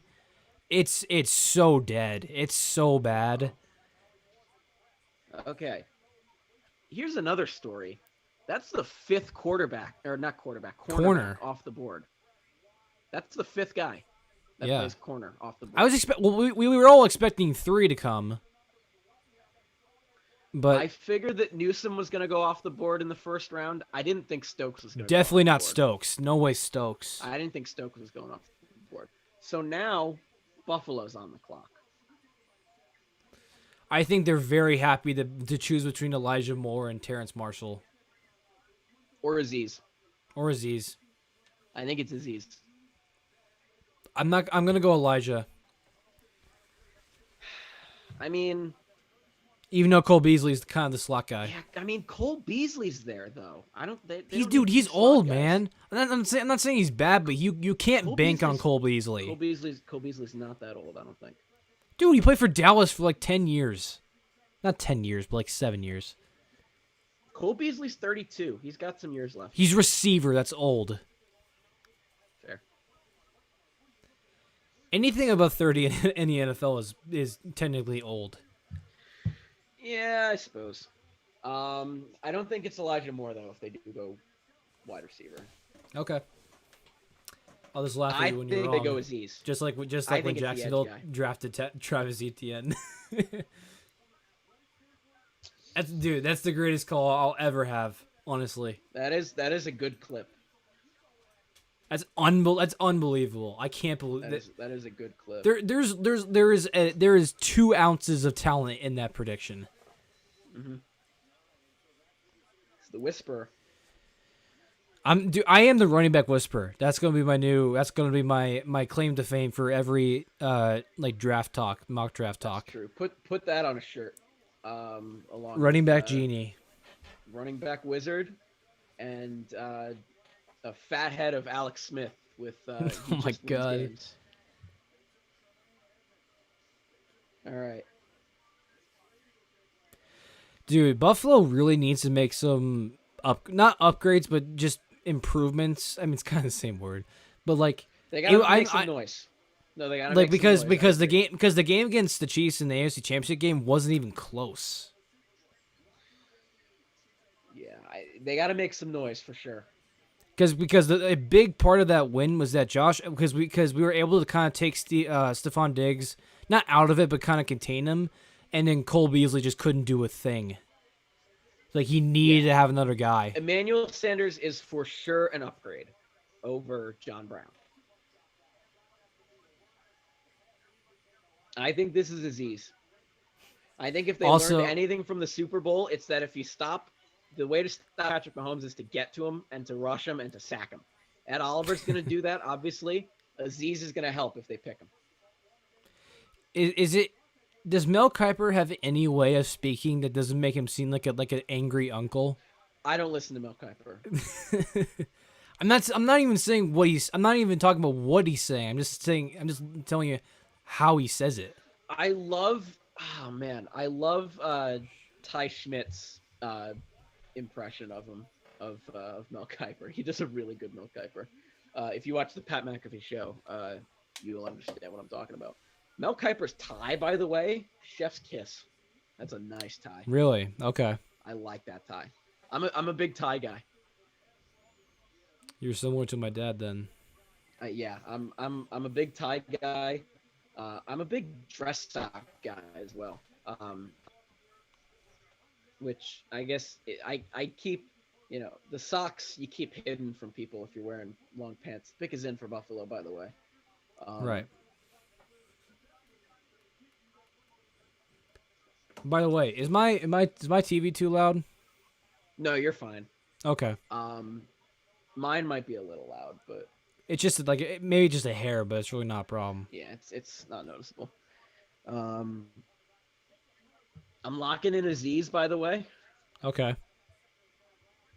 I'm locking in Elijah, All right. but not confidently. I'm really not sure it's Elijah Moore. They're showing but a camera on Jason Owe, or whatever. It could be Owe. Is it Owe or Owea? Owe, Okay. as in Owimbawe. There's a lot. There's a lot of tough names in this year. They say he's a linebacker. That's a lie. He's an edger. He's an edge rusher. He can't cover. It's kind of like Justin Houston, where it says he's linebacker, but he just almost always plays, Or TJ 5 Watt. tech or wide 9 or whatever. Yep. Yeah, he's an edge guy. He can't cover. Here's pick. There's Aziz. All right, I'm locking in Aziz. Okay.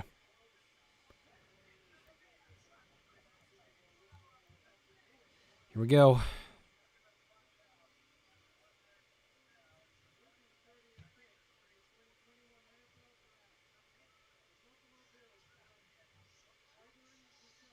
Oh, okay. He does go in the first round. Gregory Rousseau. Gregory Rousseau. I don't mind that, to be honest with you. All right. So not the D end you thought, but you got the position right. I don't mind that. Definitely one of the most intriguing prospects in the entire draft. Yeah, definitely got the biggest question mark on him because he was spectacular. In college. Dude, he's when he skinny. played. Dude, he is skinny. He's really skinny. 260 pounds. He's But a good edge guy. 6'7". But he's tall and he's long. But here's the deal with Rousseau. He opted out of the 2020 season because of COVID concerns. The guy that replaced him, Jalen Phillips, just went like 10 or 12 picks before him. He Right. ended up being a better edge rusher than Rousseau was. But Rousseau was really good when he played. It'll be He's gonna interesting. He'll fit well in Buffalo. Um, if you guys meet again in the AFC Championship, he's going to drive you nuts, I think. The thing I do like about him is that he has a good mix of both power and rush and just pure rush moves. Like the thing that kind of drives you crazy about some edge rushers in this league is they just kind of fit one mold or the other. When you can use both, that's when you're most deadly because the tackle really doesn't know what exactly you're going to do in each pass rush rep. Yeah, Rousseau can rush from the inside and the outside as well, which is why I like him a lot as well. Yeah, because he can play despite the both question sides. marks. He can play both sides of the line, right? Yep, he can play on either side of the rush. He can also play on the inside along right next to Ed Oliver. Dude, that Rousseau on a Bills uni looks pretty dope. I'm not gonna lie. Looks sick. I like this. I'm honestly this move is really starting to grow on me. Mm-hmm. All right, But now it's Baltimore's on the Baltimore clock. again. This is going to be defense. Let's start with that. Okay. Especially if Villanueva is going to get signed. This could be Aziz maybe. I was about to say it's going to be either Morig or Aziz. But don't they already have like Marlon Humphrey back there at safety? They need another guy. You need two safeties. Yeah, but do you spend a first rounder on one? Sure, why not? Okay, I'll make this argument. It's pick 31. It's a second rounder with a fifth-year option. I'll make that argument. Okay. I'm gonna steal your boy. I'm gonna say Aziz right here. It's fine. Take him. Right now, okay. So Marlon Humphrey is a corner along with Marcus Peters. Yep. Right now, and I feel way better picking Morig now, because their safeties, as of now, are Chuck Clark and Deshaun Elliott. Chuck Clark is really good. Yeah, he's 26. He's not bad. But like I said before, you need two guys playing safety. And Deshaun Elliott, he's young. He's 24. But I think Morig is going to be a better fit. Okay. But, I mean, taking edge makes sense. Calais Campbell is a fossil. Yep. Tyus Bowser is not a bad edge linebacker, which is what Aziz is. Aziz is not going to line up on the D-line. He's going to line up with linebackers. He'll sit behind Tyus Bowser, or he'll sit in front of him. Who knows? But, yeah. I think Baltimore probably goes Morig. It's going to be defense. Okay. I tend to agree with that. And then maybe, just maybe, they go back to receiver. I don't think they take two receivers. I'm not saying it's gonna happen. I'm just saying in a faraway universe.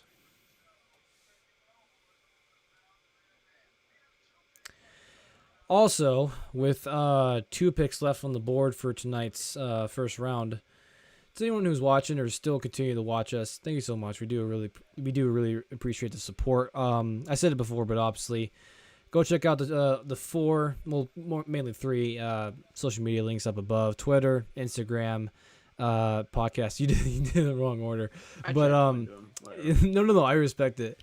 And be sure to subscribe to HY Sports on YouTube. All support counts. We'll be back here. Is the second round and third round same time tomorrow? So day 2 is both the second and the third round. It's going to start at 7 p.m. Eastern, 4 p.m. Pacific. Okay. And each so team we'll be on here to pick. We'll be on here at like 6:30, 6:45. Hopefully, barring any technical difficulties or anything like that. We'll probably try to start earlier so that doesn't happen. Yeah, we'll do our best to get on here. I still don't know what really happened. Yeah, I don't know either, to be honest with you. But yeah, we'll Stupid break down technology. the first round. There's going to be a lot to talk about. Yeah, I mean, there's going to be a lot to talk about.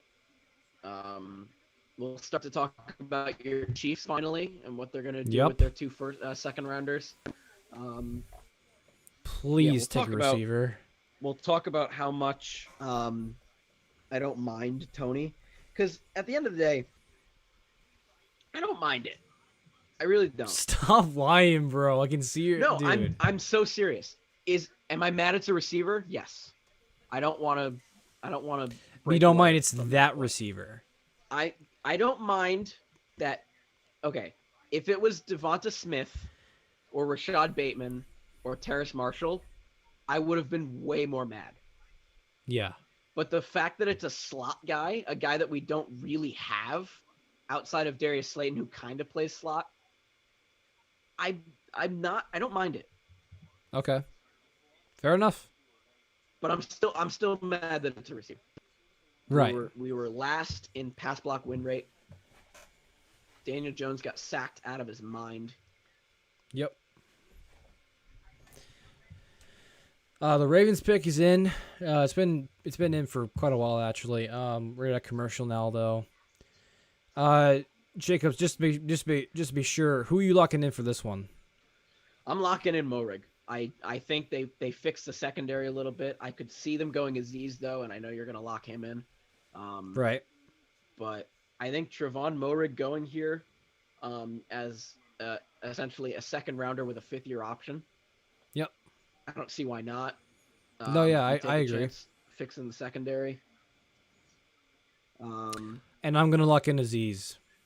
Yeah, go for it. I mean, I think it's going to be defense. I think it's going to be either edge or secondary. I don't think they go O-line with the prospect that they get Villanueva. I don't really think that there's a guy. I mean, they could go JOK if they really wanted to. But I think it's got to be either edge or secondary. So this pick is supposed to be Kansas City, but we obviously made the trade for Orlando Brown Jr. What was that, like a week ago? It was a This couple pick is days ago. gonna I this think it pick was is a gonna week be ago, yeah. interesting. Yeah, you'd think without the news of Villanueva that they would go O-line with this to replace Orlando Brown, but with the knowledge that they're going after Villanueva after the draft is done, I really don't mind them not going O-line. Yep. You do have the pick in, Greeny. It says it right there on the screen. Oh, okay. Okay. I don't mind that pick either. Was it? Although it's a little interesting. Baltimore Ravens pick 31, Jason Away, It is linebacker, away. Penn Okay, State. cool. Yeah, edge guy. So back-to-back years, first rounds, linebacker selections for Baltimore. Now you got Patrick Queen and Jason Away, Yeah, okay, manning but- linebacker group. Owe is an edge, like he's an edge rusher linebacker, as opposed to Patrick Queen, who's more of a coverage guy. I mean, he's Yes, still like it's back Away is yes, like it's is like back-to-back 240. linebacker. Yeah, but he's gonna rush from the edge. Yeah, I mean, it's not Aziz, which is a head scratcher, but Jason Owe has been skyrocketing up mock drafts recently, and for good reason. He has a lot of talent. He's gonna be a And threat on the Jacob, edge. the Buccaneers pick is already in. Really, That makes me think receiver immediately. I'm scared. It's Terrace Marshall. Dude. Oh, no. I'm scared. It's Or Terrace. Elijah. Could be Elijah Moore. He'd be there for special teams. And slot. Who's in the slot right now? No one, right? Scotty Miller? Scotty Miller. Tom Brady's favorite receiver. Yeah. I'm afraid it's Terrace Marshall. They're dancing. There you go, Jacob. He's going. Busting the moves. I'm so white. Dude, I'd be going insane if I got drafted. Oh my god, yeah. Like these their dreams are coming. I'd be doing the worm. I would not be doing the worm. I can't do the worm. I even if I couldn't do it, I'd try it. Yeah, I guess, but I don't want to pull my groin before I even play a snap. Here's a question: since we're at the last pick of the draft, if you were drafted, hypothetically, if we were, you know, If we more played more football. more. I did, but not obviously. To be fair. If we were drafted, what would be your go-to dance move? Actually, and do it quickly because we're about to get a pick. Oh, and do it? Oh God. I'm just gonna say floss, just for the bants. Floss is a good one. All right, here's a pick. I could Millie Rock. All right. Like who did that when he was drafted? Someone did last year. Oh, who okay. is it? Not receiver. Thank Joe God. Tryon, linebacker. Another edge guy. Okay, sure. Mm. I hate that. So now you got Joe Tryon, Levante Joe David. Tryon, I don't mind. All right. He Joe literally, Tryon? Joe Tryon is the same height and nearly the same weight as oh god, what was the guy who literally just went? Jesus Christ. Jason Owe. Jason Owe, yeah. Yeah, I mean, they're similar players. They're similar styles. Lining up linebacker, rushing the passer. Yeah, I mean, the solution to the Super Bowl was get to Patrick Mahomes. Take an edge guy to do that even more. And with that being said, that is going to conclude the first round of the 2021 NFL That's it. We're NFL done. draft. It was definitely long. It is officially midnight. My God, It is. I've midnight, been up our for time. hours. Good draft yeah. though. I enjoyed it. Lots of twists and turns. Picks I did not see coming. Agreed. Still though, my favorite pick is Justin Fields to Chicago by far. Yeah, I think Fields to Chicago, especially trading up and giving the Giants the capital in the world. Thank you very much for all the draft picks, especially the first rounder next year, which will be really intriguing. I told you it was a first rounder. I wasn't hearing things. Mm-hmm. Yeah, I figured that it was going to be a lot, considering that they had to get in front of the Patriots and beat out Washington, who, by the way, was not going to be calling us. No shot. We weren't going to give them a franchise quarterback. But yeah, I mean, successful day, I believe. Mm-hmm. And we'll be coming back strong for the second and third round. We'll be back tomorrow. We'll be well rested, food in our bellies, man. We're gonna be ready. Hopefully we'll get even more people. We were starting to get some real people in the kind of later rounds, which was nice. We having some comments and stuff. Mm-hmm. Yeah, but either way, if we were doing this for sure. If we were doing this for no one, I wouldn't care. I love talking about the NFL draft. I don't care. Yeah, sure. I mean, any time, and I don't mean to get heartfelt about all of this, but anytime I get to have a conversation with you about sports, and it's not some bozo on the internet that I have to yell at, it's a good day in my book. I'm always happy to be a guest, Josh. Yeah, I'm gonna turn off my TV, and I'm gonna go to bed. All right. And with that, you have officially proven yourself as a true New Englander, with the use of the word bozo. We'll move on from that. But yeah, that's gonna wrap up this live stream, guys. Thank you so much for watching. As I just said before, check out all the social media links up above here. I linked them all up there. Subscribe the YouTube channel, Instagram, podcast. Podcast is where we do the most, the bulk of our content. NBA, NFL, you name it, we do it. Except hockey, because no hockey, no hockey. Not because I hate hockey. It's your podcast. It's fine. Right. I'm not mad. Don't worry. Go join some other podcasts to talk hockey. I wouldn't stop you. Oh yeah, but that's gonna wrap up this live stream. Hope you guys enjoyed it, and we'll see you guys tomorrow at probably 6:45 or 7. Be sure